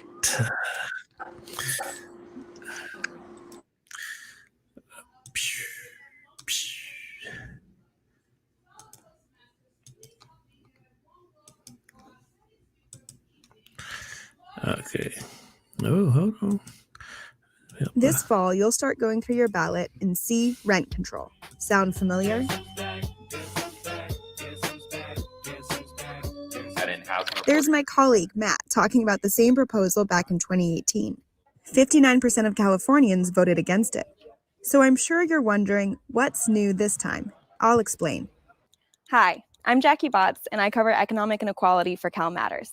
I'll explain Prop 21 in under a minute. California renters typically pay 70% more than renters in other states. It's one of the big reasons nearly 150,000 Californians are unhoused. Last year, California lawmakers passed a state law capping yearly rent increases at around 8% for most housing. Some people think the state law doesn't go far enough, which brings us to Prop 21. Some cities have their own rent control laws, but their power is limited. For example, cities can't enact rent control laws for single-family homes. But Prop 21 would allow cities to enact stricter rent control for almost all rental housing, as long as it's more than 15 years old. Supporters say this will prevent more homelessness and gentrification. Opponents say stricter local rent control will make it unprofitable for landlords to build more housing, which we so desperately need. Plus, California voters already nixed this idea in 2018. On the other hand, the pandemic's financial shock could make people more eager to protect renters. Vote yes on Prop 21 if you want your city to be able to expand rent control. Vote no on Prop 21 if you don't. For more information on Prop 21 and everything on the November ballot, visit calmatters.org. All right, y'all. Here we go. Rent is too doggone high. How do we fix it? Well, Go flood ahead. the market, flood the market with housing. The reality is here, this is one I know this is the African American Caucus just did a press conference and they endorsed this measure and they called this pro-Black. They were very critical of people who were not in support of it. We just covered it from looking at both sides. I mean, the reality is you got people who are in multiple positions. I mean, I'm a property owner, but I also rent in Sacramento. So it's really, when you look at what Dallas said about, our home ownership levels are, down, especially from 2008 when people were going through foreclosures and losing homes. They're renting, they're feeling the brunt of this.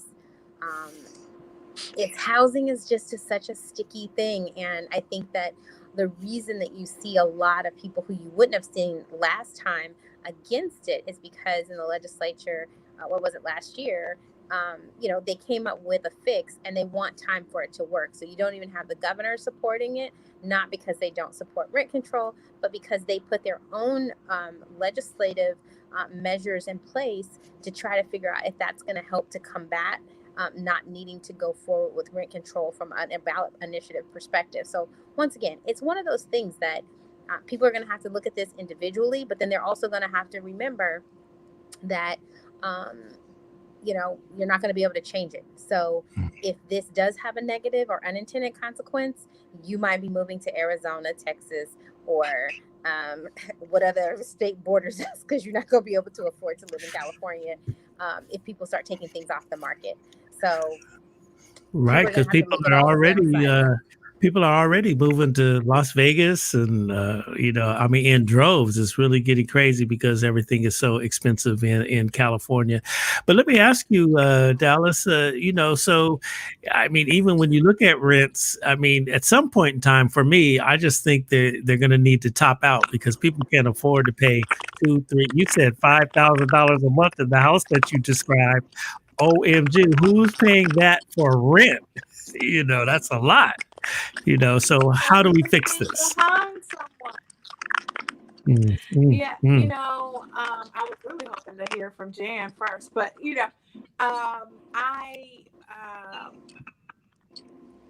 I'm one of the folks from the California African American Caucus for the California Democratic Party who took part of those press conferences and actions that we did. There was one in San Diego. I led the one in Los Angeles in support of Prop 21, and also I think Kimberly Ellis was in Oakland, and we had Kendra Noel Lewis, who was the vice chair of Sacramento County Democratic Party, led the effort at the Capitol in Sacramento, and we did have some harsh words from Miss Alice Huffman and the money that she took and the NAACP and using the NAACP's name in regards to this. Now, I'm aware that the governor feels that they have taken some steps and they want to see how that happens.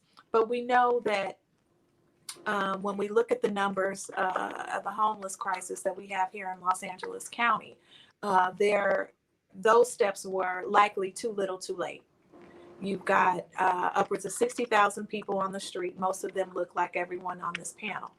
And when we talk about what prevents people from going into homelessness, we know that rent control, which we do have in the city of Los Angeles, is important and imperative. But when we look at the rural areas, rural parts of California, areas that are starting to pick up, property values are picking up because people are moving out of some of the major urban cities, trying to get into a more rural, slower,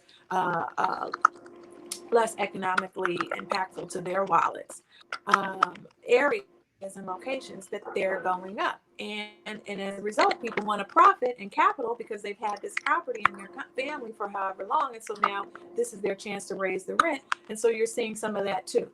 And so when I hear from people across the state on this issue that is reform, the people I get the biggest pushback are commercial land developers, folks who are in the business of developing housing, folks who own a number of properties. And I think it's in their best interest that Prop 21 not pass. But is it in the best interest for Black folks on the ground here? I have to say, we simply cannot wait any longer to take action around housing affordability. And that's what Prop 21 does. It gets us started, at least, gets us on the, Jan is on the move. I hope to hear from you soon. I rescued you, Jan. But I stood strongly and firmly in support of this because I even witnessed in Inglewood a number of people get displaced before they finally put some measures in place. And once they did, the council, the mayor, they took action. But how often is that going to happen in some of our ancillary beach cities and some of the other smaller cities throughout the state? It may not ever happen if they have anything to do with it. And so we just know that doesn't work for a community. Everyone in town is not going to be wealthy. Everyone in town is not going to have the ability to pay these exorbitant rates as they start to grow. So what people have to think about is the services, the service industry, the people that are there for you when you drive through your Starbucks, when you go to your other local fast food restaurant of choice. How do you expect those people to get there and be there? They have to have adequate housing and quality of life. And so that's a lot of what Prop 21 is. I know Jan will get into more of the specifics for us, and I want to hear some of that from her before I say any further. But listen, this is the one piece where we seem to have Black folks on both sides. And I'm seeing some commercials with folks saying, hey, I saved diligently and to get my, rental properties. And the reality is those are people who have been making six figures for many years, and they are not, by and large, the everyday working class person in our urban cities that need this access. So I'll pause with that, but I'd love to hear Jan's take on 21.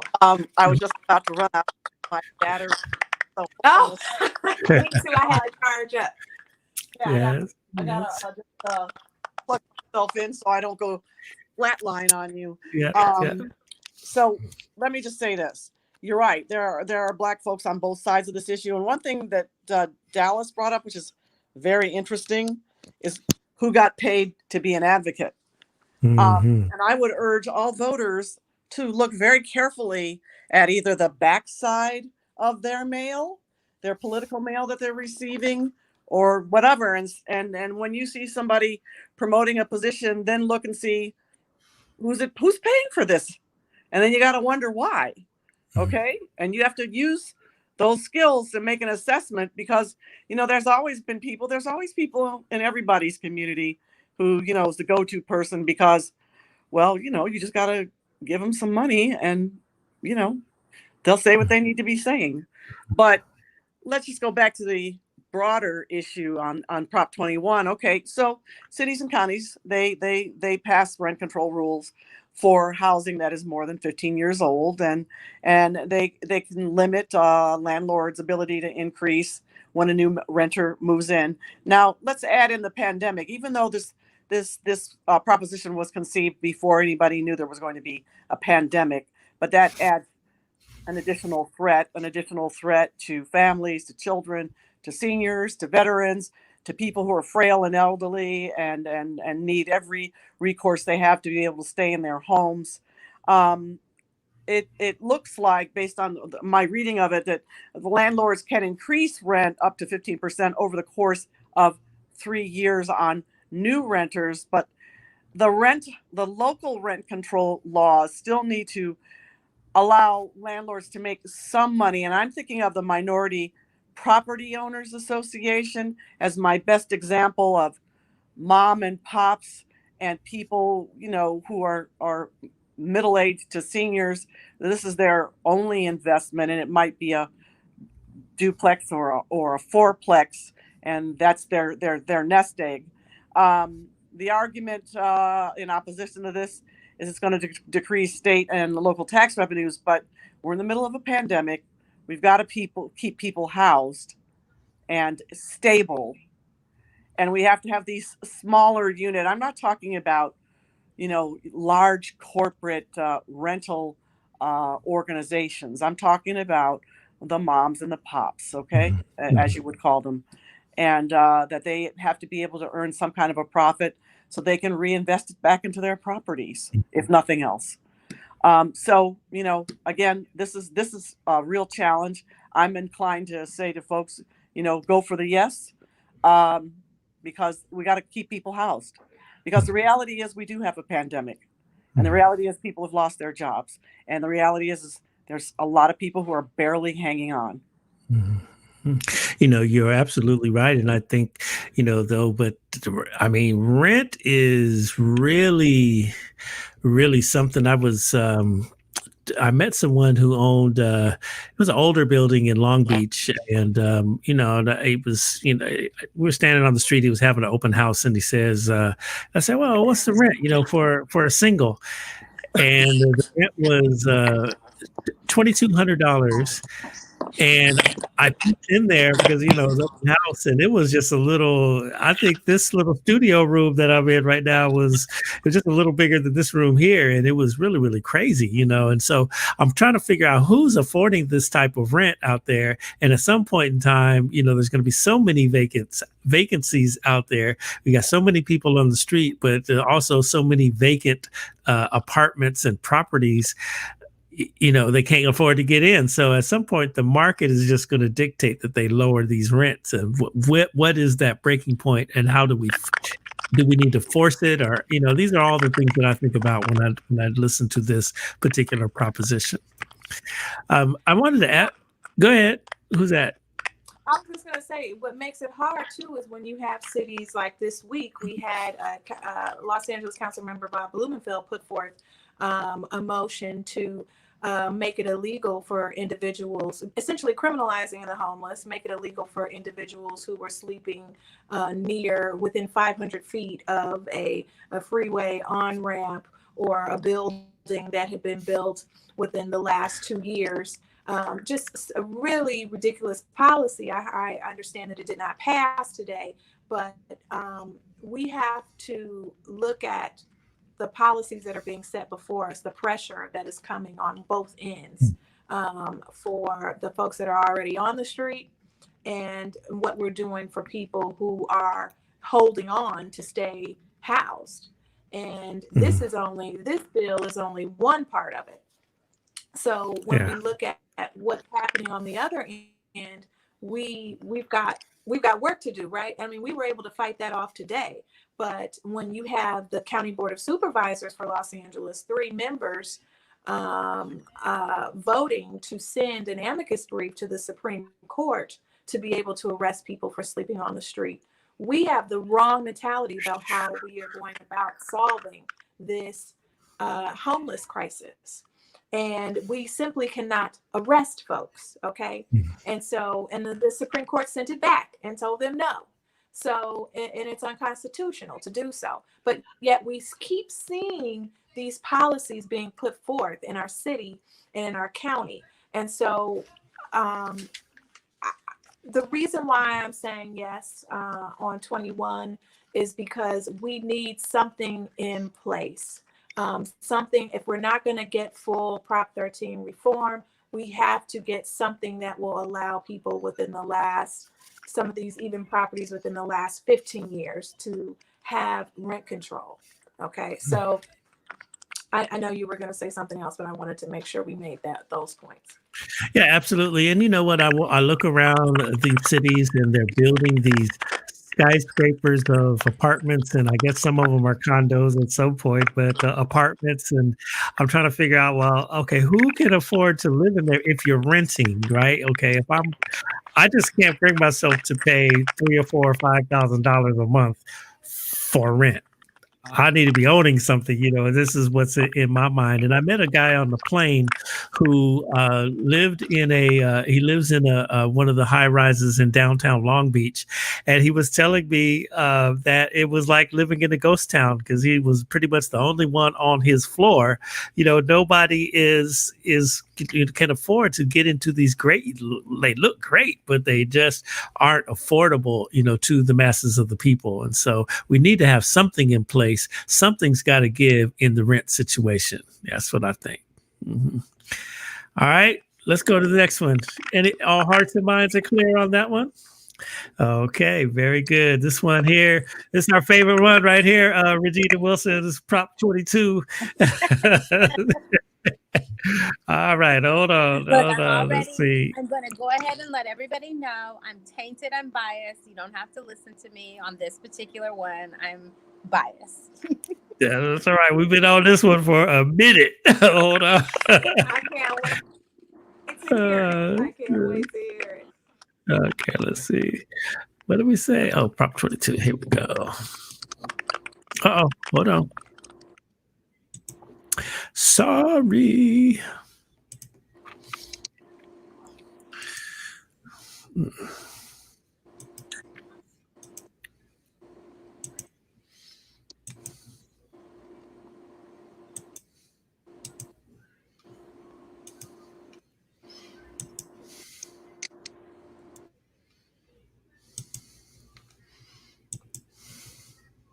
For California gig workers, the last few years have involved a lot of driving in circles. Uber and Lyft drivers have organized protests and honked their horns over a new state law that was supposed to change how they get paid. Now, they're back in the middle of another big money battle. I'm CalMatters economy reporter Lauren Hepler, and this is what you need to know about Prop 22 in under a minute. California's new labor law was supposed to reclassify thousands of contract workers as employees, giving them higher pay, healthcare, and family leave. But companies like Uber and Lyft haven't complied. They've threatened to shut down and say the law would force them to cut jobs and raise prices. Instead, the gig companies want voters' help rewriting the rules with Prop 22. It would offer workers a few new benefits, but not as many as the state law. Gig companies kicked off their campaign with more than $100 million and have kept adding since. Labor groups are fighting back. They say the pandemic is a prime example of why drivers need the stronger protections of current laws, not this milder alternative. Vote yes on Prop 22 to allow gig companies to limit contractors' benefits. Vote no if you think gig companies should treat and pay drivers like employees. Remember, there are already lawsuits flying over gig worker rules, so it could be a bumpy road to Election Day. For more information on Prop 22 and everything on the November ballot, visit calmatters.org. Yeah. Okay. Go ahead, Honorable Jan Perry. Okay, so this is the way it is now. This is the law that's on the books, that independent contractors can choose where and how much to work. They can set up their schedule. No, the employer sets their schedule. I'm sorry. And they get benefits and they have protections. Uber and Lyft are spending untold amounts of money to oppose a law that's already on the books. So this is one of those yes means no and no means yes propositions. So a no vote means that you want to leave things the way they are. Treating them as employees is already on the books. It hasn't been implemented or enforced. And in fact, the California State Attorney General, Javier Becerra, is currently suing Uber and Lyft on behalf of the state for refusing to comply with state law. That's all I got to say about that. All right. Regina, you ready?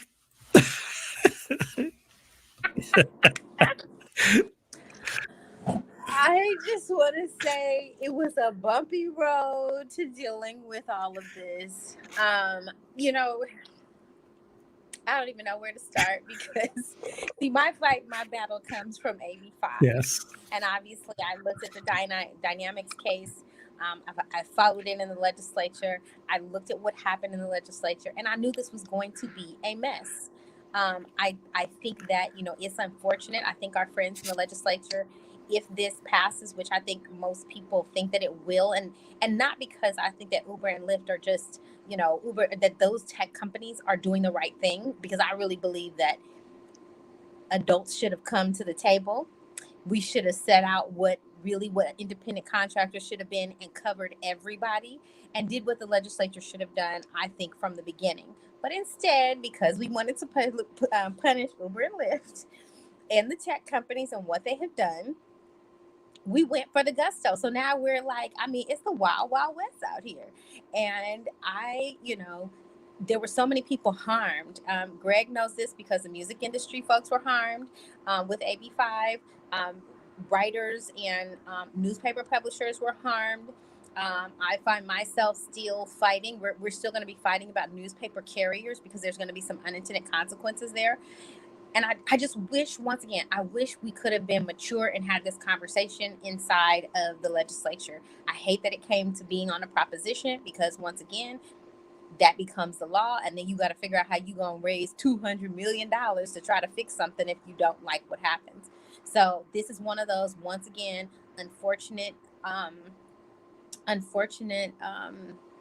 situations that we found ourselves in. So not being able to be adults, being able to come to the table and figuring out how to, not us being adults, because I think we were all being adults, but, you know, the legislature really being able to have level head, level mind.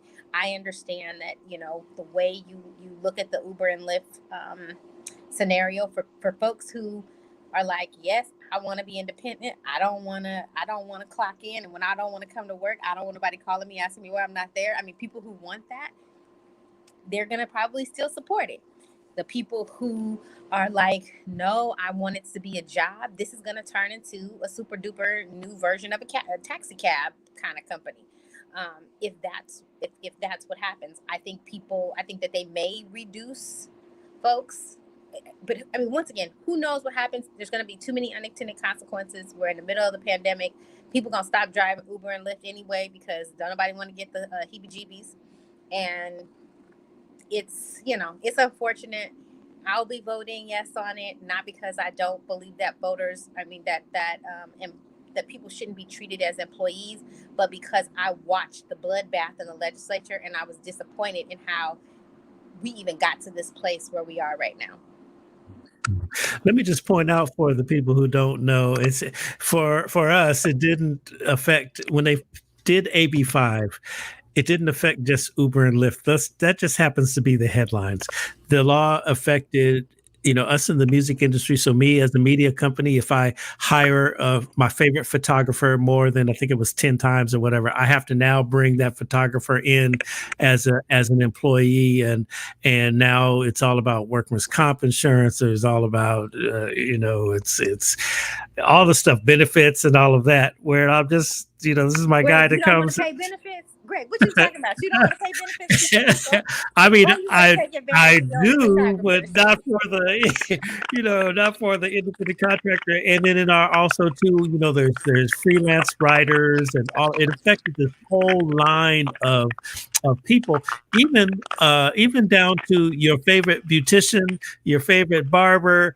All of these different people were affected by this. If I'm a barber and I go in and I rent a chair from the barbershop, now that the person that owns the barbershop's got to take me in, as an employee. Now they did go and they made a bunch of exemptions and all of that prior to us getting to this point. But like Regina said, it's just a doggone mess.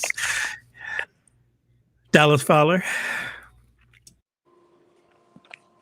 Okay, so I was waiting, Regina. I didn't know what I was going to hear. I didn't actually know where either of you were on this. And so look, okay. Here we go. I had this conversation on my page today because I felt like there was a lot of myth and misnomers, and I think people are really driving the use of the term labor in a way that's really kind of abusing what our perception is of that and what people's individual rights are to being an independent contractor. And so when I looked at this, the first thing I do when I get in an Uber or Lyft is I ask them, how long have you been driving? 2 questions. How long have you been driving and how do you like it? And I've always had these conversations and trying to understand why they started driving, what got them into it, how long they plan to do it, how often they do it. And I think when we look at what being an independent contractor is, it's the freedom of your time, the freedom of your space. I can do this gig. I personally do not believe, and I am a child. I come from a long line of United Auto Workers. My mother is a machinist. I am local 1932. I come from a long, long line of labor, and we are a labor family. But I think every job is not meant to be full-time employment. Every job is not meant to be engaged with full health benefits and dental care. Case in point, I know I'm glad you brought up insurance, because the insurance industry was really pushing this because they know it's going to get them a lot of new premiums and a lot of folks that are going to have to sign up with them, right? But when we look at who actually gets impacted by this, why they're doing it. I lost my job. This is the quickest way for me to earn some money in between so I can make sure I'm still paying my rent and keeping my lights on. This is the quickest way for me to do that and be 1099. When I had a friend who had an emergency, we were at the mall with her and her daughter. She had to go. And she said, well, here's the house keys. Can you just take her home?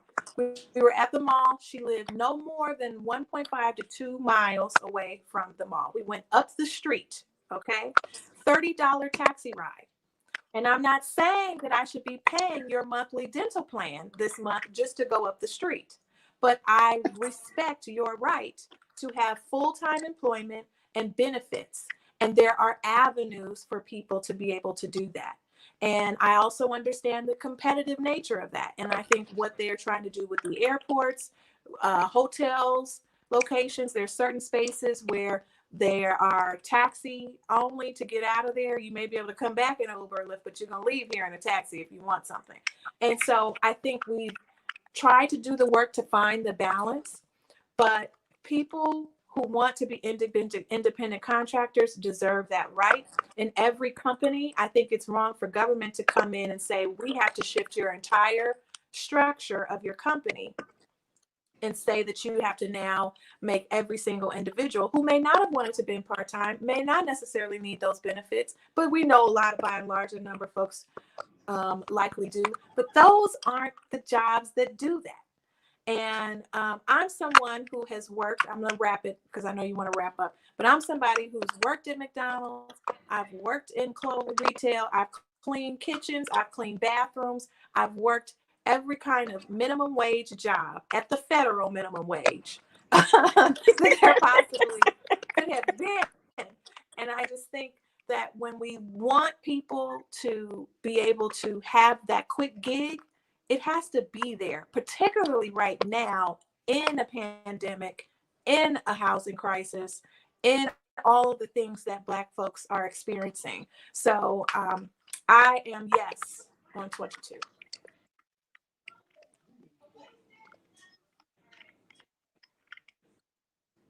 That one requires a lot of thought, y'all. So, whew, that's a tough one. That's a tough one right there. We've been on this road for about a year now, Regina Wilson. We've been trying to get it right. It's like, man, it's really a lot. We have the exemptions, and there are the people that are out there that are taking advantage. I just think that we have to figure out how we're going to be smarter at being able to figure out how you're going to get to those Uber and Lyft folks, right? I think that, you know, there was part of this example was, hey, let's turn everybody into an LLC. I got an LLC. Let me tell you, everybody don't need an LLC. Right. You're talking about being double taxed in some ways. Everybody doesn't understand. They do not understand the tax implications of what it means to have an LLC.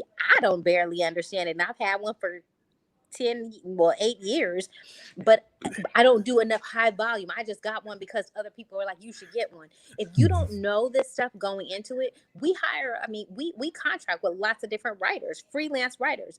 Yes. But we also don't get the revenue. Our communities, we have nonprofits that don't get the revenue. Anybody who's been in a nonprofit who understand how foundation money works, you feast or famine. You don't get enough money, especially if you are our complexion.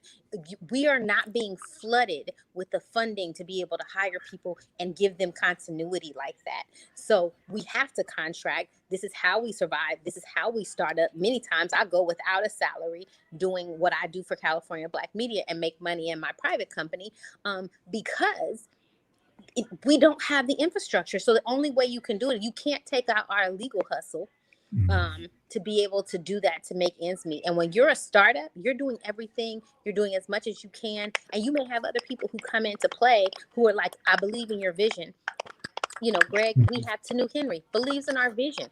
He's a contractor. I went to college with him, but he has bought into it. And you know what, though? We have a relationship where I respect and take care of him. He's allowed to negotiate with me.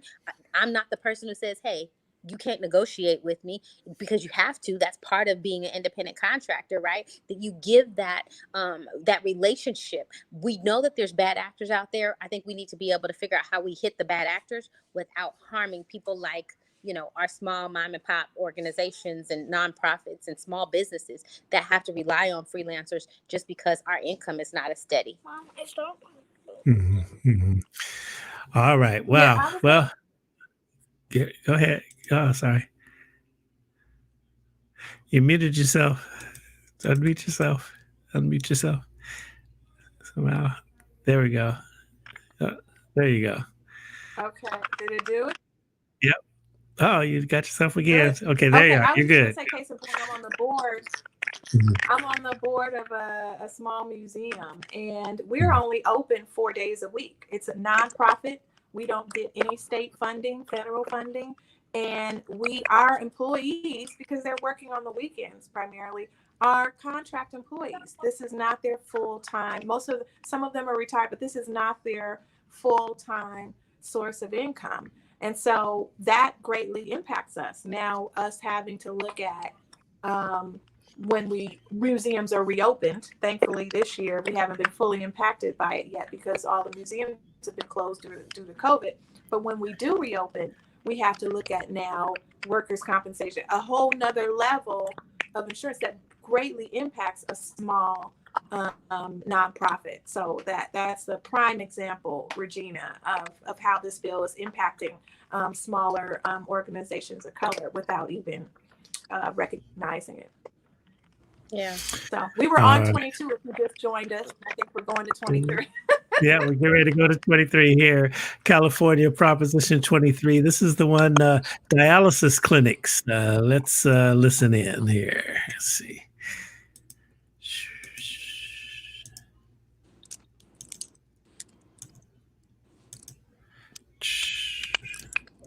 They say if at first you don't succeed, try again.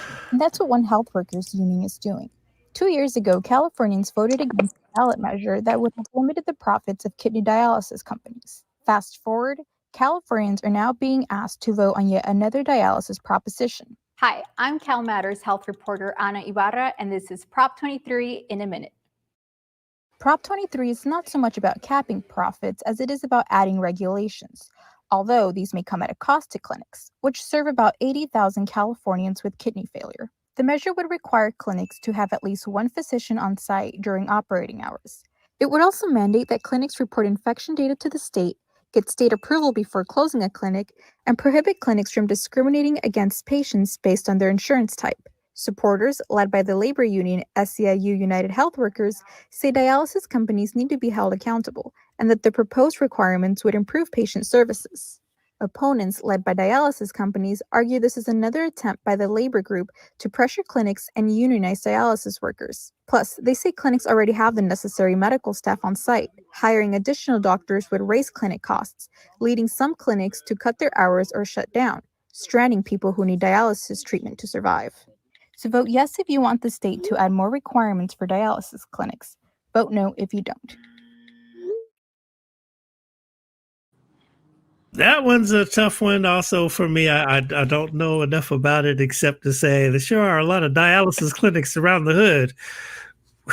What do you say there, Honorable Jan Perry? Well, it's because African Americans are disproportionately affected by those factors that lead to kidney disease and in many cases kidney failure. Those numbers are disproportionately high. So where are we now? We are now in a situation where services are provided by licensed dialysis clinics. Personal doctors must visit at least one time per month during treatment, and dialysis is covered by Medicare, Medi-Cal, and private insurance. Now, if Prop 23 passes, the impact of that is going to depend on how clinics respond to the implementation of that. Now, I know that there is a belief that some companies may close clinics to compensate if it does pass, and that's a very risky proposition, and it's a frightening proposition. And of course, the state's going to have to spend millions more dollars in enforcement and compliance. So for me, I look at the commercials of very closely and read the mail very closely of those individuals who say that they are patients and are currently on dialysis to see what they say, because to me, I think their opinions hold the greatest weight. I agree with that. Proposition. There's the one guy says he could die if this doesn't go the right way, and I was like, wow, whew, that's deepness right there. Okay, Dallas Fowler, what do you think? I have a really close friend from high school who was actually was a star athlete and only born with one kidney, and subsequently required a kidney transplant. And he has been blessed to, I believe, have had two, as we approach our 40th year, we're the same age, to have had two kidney transplants. And he requires dialysis on a weekly basis. And so talking with him about the condition of a number of these facilities, there is a need for regulation. I mean, you have some facilities with rodents, roaches, air quality issues, and we have to make sure, just like any other hospital or any other medical facility, that they are regulated by the state. And the things that they are asking for in terms of compliance, you saw those things listed in the video. Those weren't hard things. Those weren't things that said, oh, we got to shut down. These dialysis centers spent $100 million, DaVita and some of those other places, $100 million in 2018 to stop the last ballot measure, because nurses care, because doctors care. They have come back again to make this effort again to try, but the deceptive ads have been very misleading. What would a medical facility who makes the billions of dollars that these dialysis centers make, what would they, why would they have any issue in terms of saying, well, we're going to go out of business and we're going to leave California? We dare you. You're not going to do it. You know why? Because you had $100 million to spend, not to spend the 50 or less than that, 20 million or so, to be regulated and have fall under compliance. And I think there was a stickler on the state governing whether or not they can close. So just to clarify some things for people, when you have issues and incidents and complaints filed or a case pending, it's easy to just close up shop, right? Close the evidence. And so that is what the state is trying to do, is to stop that process and stop them from, before you pull services fully out of an area, ensure that we have the mechanisms in place to continue being, to continue ensure those patients have services. So when people say, yes, I could die, I hear you. And I am very concerned for you. And because I'm concerned for you, and because doctors and nurses and physicians throughout the state are concerned for you, we have tried this again to make sure that when you are going through these transfusions, you are not doing it in a rodent-infested facility. You're doing it in a clean, safe environment that is not impeding upon your air or your quality of life while you're being treated. And so that's all this is. There should be no, I mean, even look at what's happening in some of these nursing homes. There should be no medical facility that is not having some form of compliance in this state. And that's what this bill is calling for.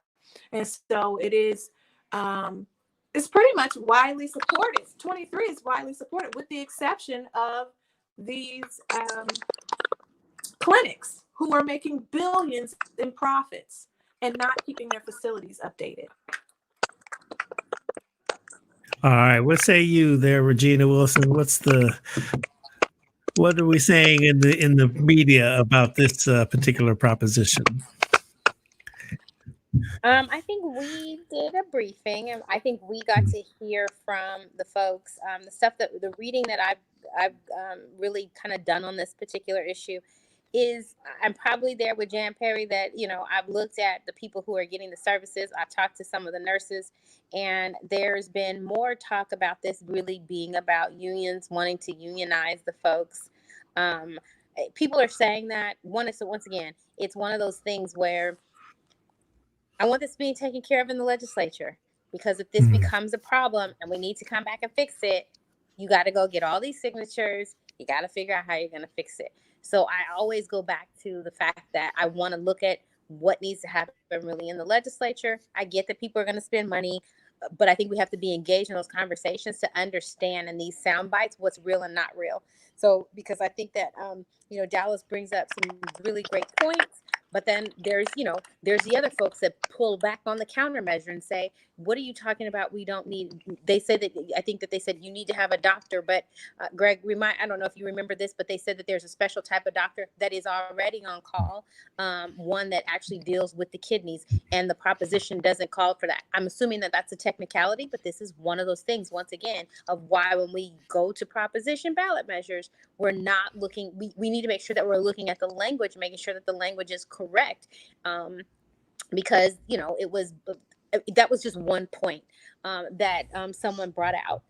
We got to talk to, I believe, 2 Black patients that receive kidney dialysis 3 times a week, that were pleading with the Black media, basically telling telling us their story and why it was so important not to have us interfering in this way. And so I just think that because there's been so many shenanigans and they go on in the legislature and they go on in campaigns, once again, I don't get dialysis. I don't have any family members that I know of that are on dialysis.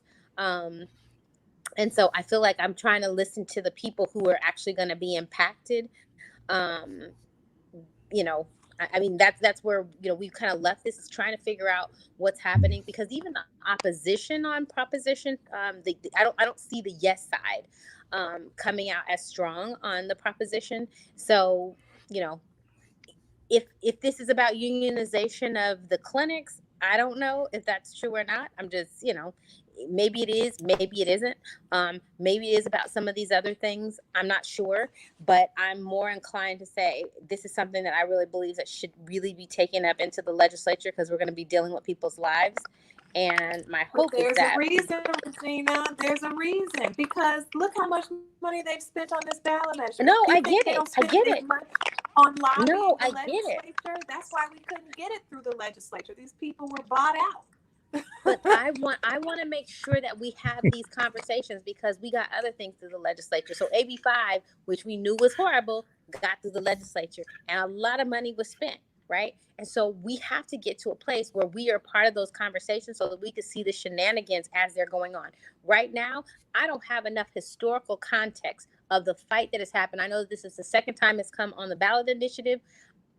I'm not saying it's rumor, because I guess I've read it in a newspaper, and the dailies have read it, said that the union said, we're going to come back every time because we want to be able to unionize. And if you don't allow us to unionize, we're going to put this back on the ballot initiative. We're going to put this back via ballot initiative, make you spend money this way every time. These are the shenanigans that we have to stop playing in California. And I'm not, when we're dealing with people's lives, and when we know how many of our folks are going to be impacted, I don't want to play Russian roulette. I don't feel comfortable playing Russian roulette, but I understand what you're saying. I think that we have to really be able to look at it. I mean, I spoke to the governor's office at one point, and they said, Regina, we were talking about legislation being passed, and I said, quit acting like you passed perfect legislation. The governor signs bad legislation. When he signed AB 5, he knew that was wrong. So I think that we have to look at the process. I would be very interested in seeing what happens along the process, following it, so that we can see the shenanigans, so that we could actually come back and have an honest conversation about what should happen and what shouldn't happen. Because my understanding is there's countermeasures to everything that the folks are saying in terms of whether there's a doctor. I don't know whether there's roaches or cockroaches at any of these facilities. Whenever I see them, I keep seeing them, and I'm like, dang, these are the nicest looking buildings in every Black community that I go through. That's something. I don't but I mean, I'm just saying, and I know the people are getting money, but I've talked and listened to there was a nurse in, I think she's in Inglewood, and she says they have one of the largest dialysis clinics, has a lot of Black folks that go to it. And she says they see over, I guess, 300 patients maybe a week that are rotating through. She gave her account of what was happening. She was a Black nurse. She's in it. So I had to kind of, I mean, that says something about the person who is saying, I don't agree with this measure. So I get what you're saying. I wish that there was more time for us to be able to go back and forth and argue which points make the most sense. But I hope that these are not political vendettas that anyone is doing, whether we like the business and their business practices or not. I hope we wouldn't put people's lives on the line just because we're like, I didn't get what I wanted in the legislature. I'm hoping that there's an opportunity for us to really look and have a real conversation and watch the conversation. I mean, I would love for you to tell me whenever it starts back up in the legislature. I want to see the conversation so that we can follow it and we can start informing the community when these things are happening, so we can point out what are shenanigans and what's the truth. We have to be able to separate fact from fiction. All right. Let's keep it moving here. Prop 24, y'all. This one is data privacy. Let's get into it.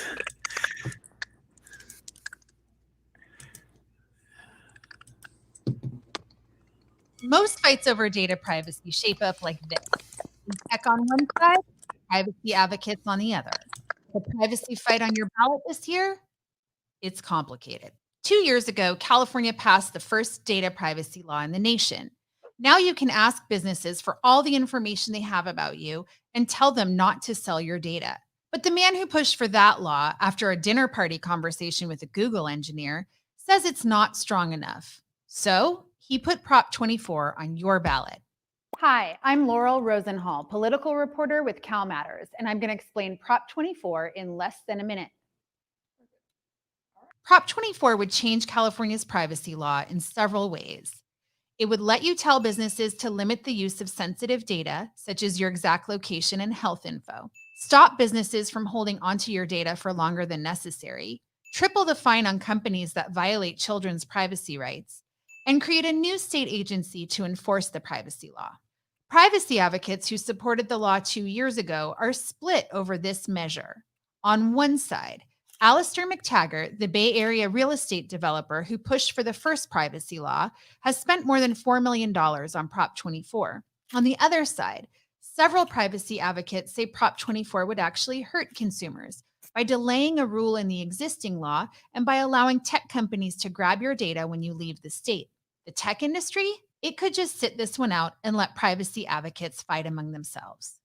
So vote yes if you want to change California's privacy law, and vote no if you don't. Learn more about this proposition and others at calmatters.org.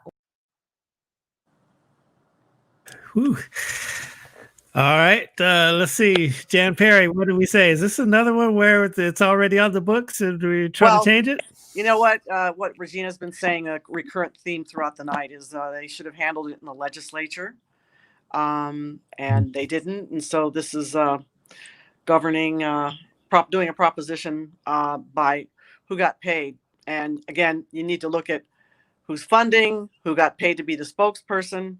On its face, theoretically, people are going to get more power and more control over their data. But consumers can already contact companies and tell them not to share their personal information. You saw that in the 1 minute report. But what the difference is this proposition creates a bureaucracy for enforcement, which wasn't there before. That's 10 million more a year, roughly. And, you as a taxpayer, you have to figure out what you think of that or how you feel about that. So you can look at who got paid to support this, who's opposing it, how much more it's going to cost you in terms of creating an additional bureaucracy.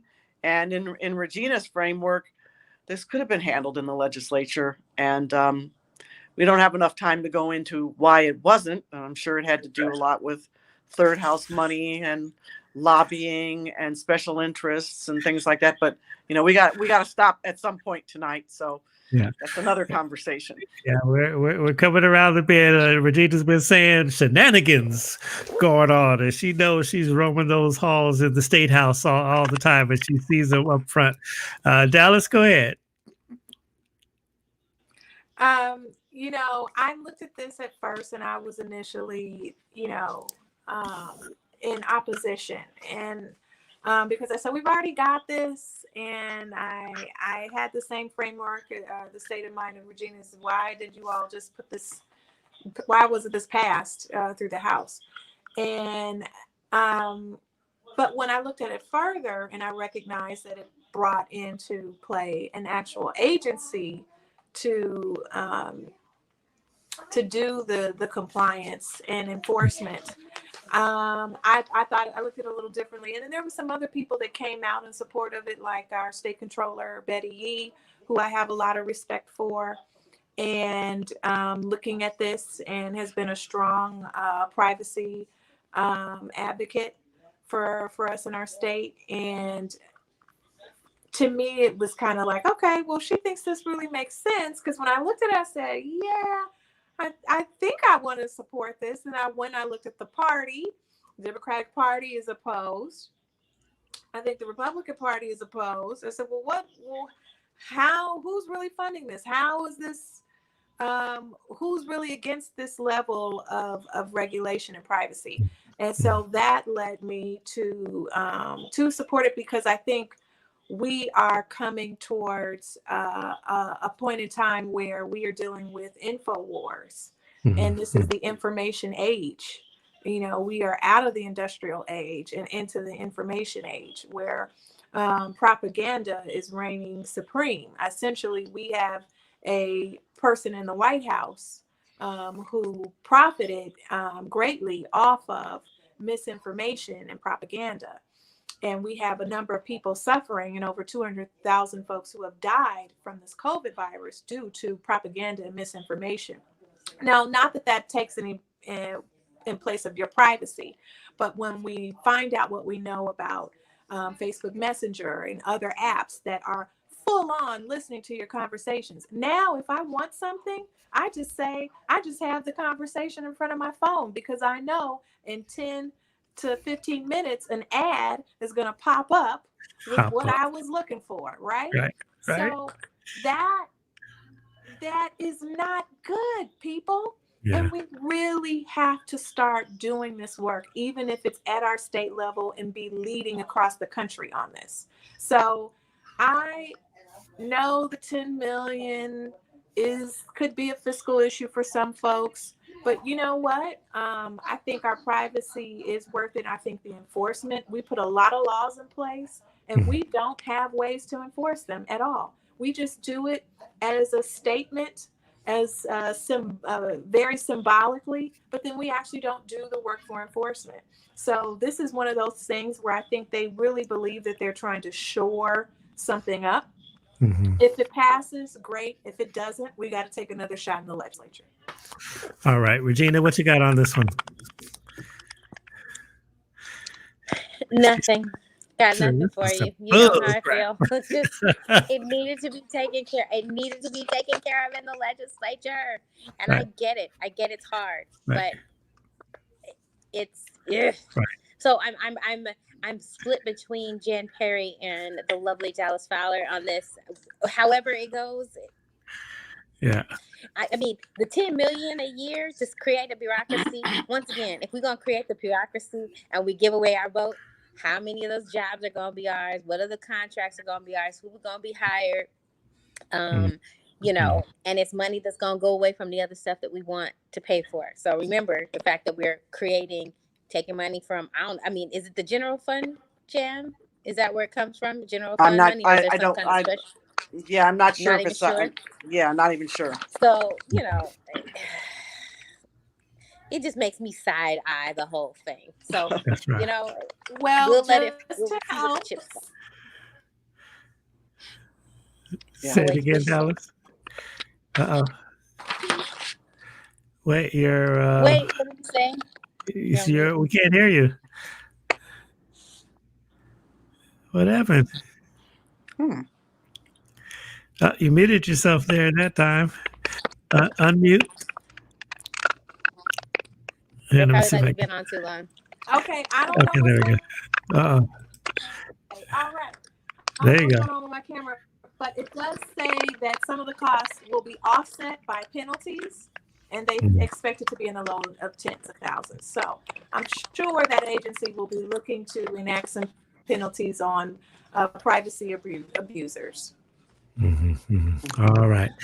Last but not least, y'all, Prop 25. Let's get to it. Hold on. Okay.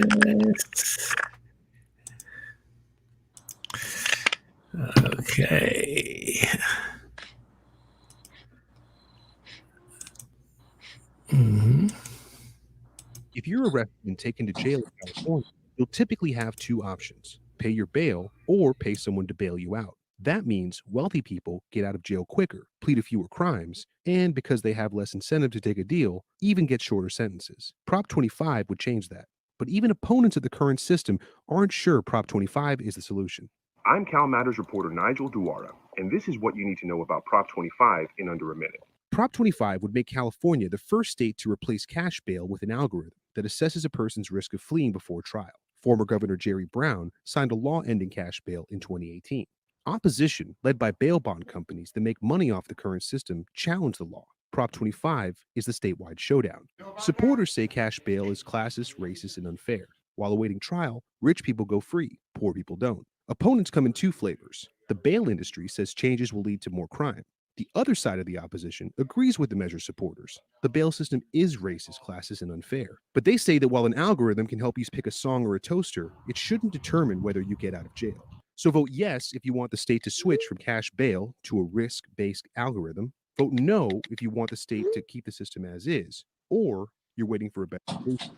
For more information on Prop 25 and everything on the November ballot, visit calmatters.org. So, Yeah, that one. Well, what do we do? well, this is again filtered through Regina. This is a problem that could have been solved in the legislature. And they said it in the 1-minute summary. There's a 2018 law when Jerry Brown was governor that was already passed that ended cash bail. And so the law has not gone into effect. So what does your no vote mean?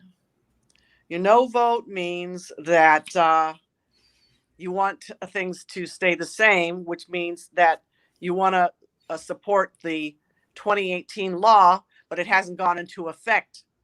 A yes vote will end the practice of using the wealth versus poverty model to determine bail.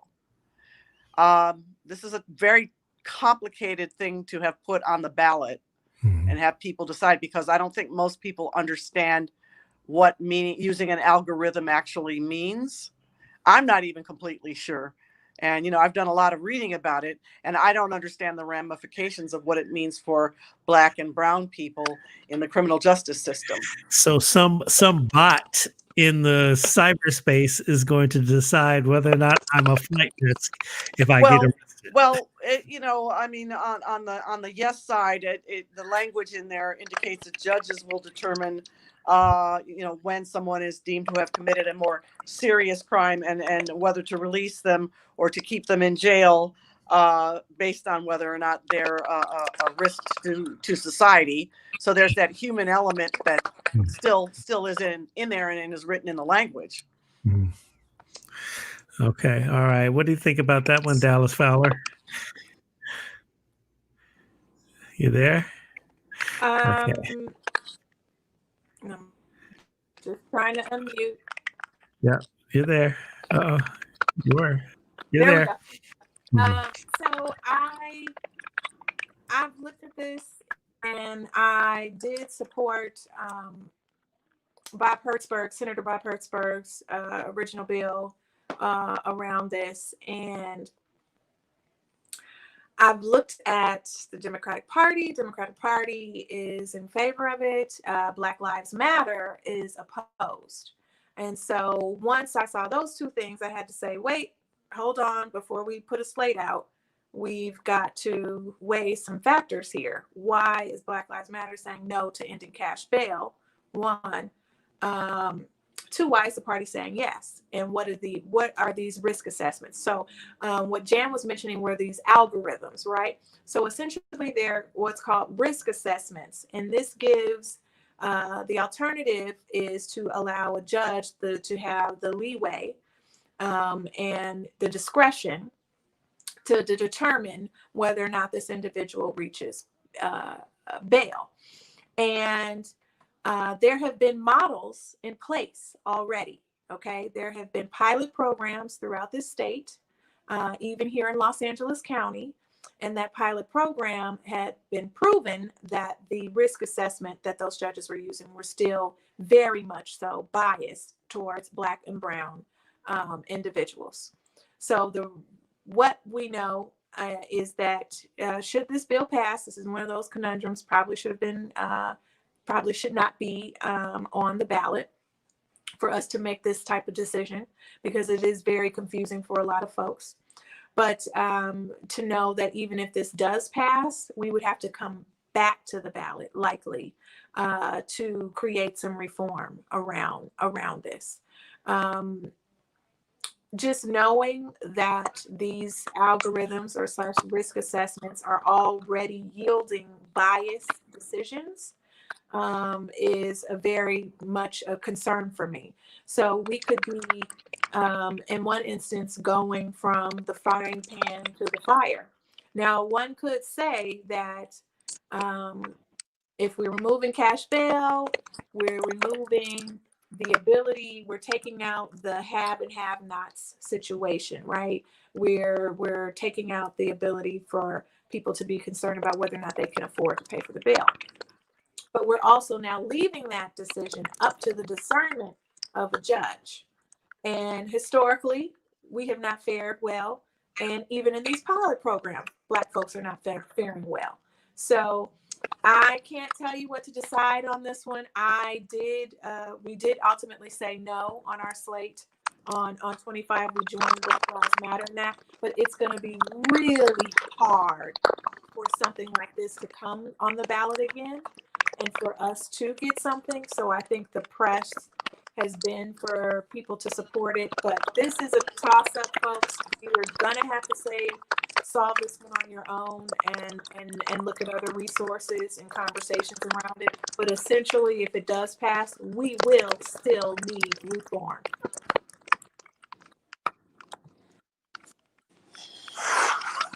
I agree with these lovely ladies, Greg. I think that, I think we're being asked. The reality is, this was a fight that happened in the legislature.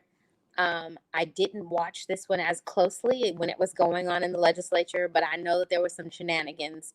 Once again, people just wanted to end cash bail. And it's a slimy kind of industry, but they're not necessarily the problem. They are a symptom of a larger issue. And so moving from one bad system to another, as Dallas has said, I don't know if that's the answer either. So the reality is, all you have to do is, we're talking about AI technology that will be put in place. Do we work in Silicon Valley in great numbers? Are we in STEM in great numbers? This is all you have to do is ask yourself, are we hired at any of these companies that are these technology companies? And not just onesie twosie, I'm talking overall. If we are not, I think the answer becomes very clear. How do you make sure that the system is not biased towards your community or towards our community? And I don't know the answer to that. So I think, once again,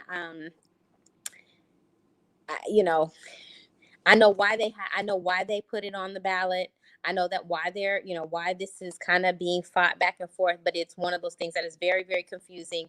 But once again, there were shenanigans that happened in the legislature that made, the bail bondsmen feel that they didn't get a fair rap whenever this was going through the legislature, because people just hated money bail. And this is kind of like the same thing we're going to see in 2 years from now. So we'll be on the phone 2 years from now talking about tobacco and menthol cigarettes. Nobody likes tobacco and menthol cigarettes, but you not to go into something else, but we ban menthol because we can't stand cigarettes, but we allow cigars and hookah for other folks. And so this is that same kind of situation where you didn't like bail, so the legislature was compelled to be able to push down on them. But at the same time, do you like AI technology telling you what to do? So, once again, this is a lot for voters to really be asked to try to figure out. And their commercials are great. In money bail, this guy gets in and this guy gets out. Those are awesome, but I don't know the devastation that it might cause later for our community. We might be just jumping in from one bad thing to another. All right. Well, there we have it. We've got some great input and great analysis tonight. Thank you all so much for joining me here and going through each and every proposition. I know if I hadn't voted already, I know that I would have gotten some very great information here on this here thing. You guys have really been a help to the community, and thank you so much. Honorable Jan Perry, thank you. Regina Wilson, thank you. Thank you. Dallas Thanks for having Fowler, me. thank you. All right, everybody. Look. All right. See you all later. Thanks, Look, Look, everyone. So here's the thing. If you are able to, if you didn't come on live or you heard about it, certainly get on Beach City Radio, beachcityradio.com. It's on demand. Also on our Facebook pages, all of them, Beach City Radio, Beach City Perspective, all of them, just go ahead and check it all out. Take your time. But the main thing to do today is vote. Just vote, vote, vote. And also love one another. Love one another. Love one another. Peace and blessings.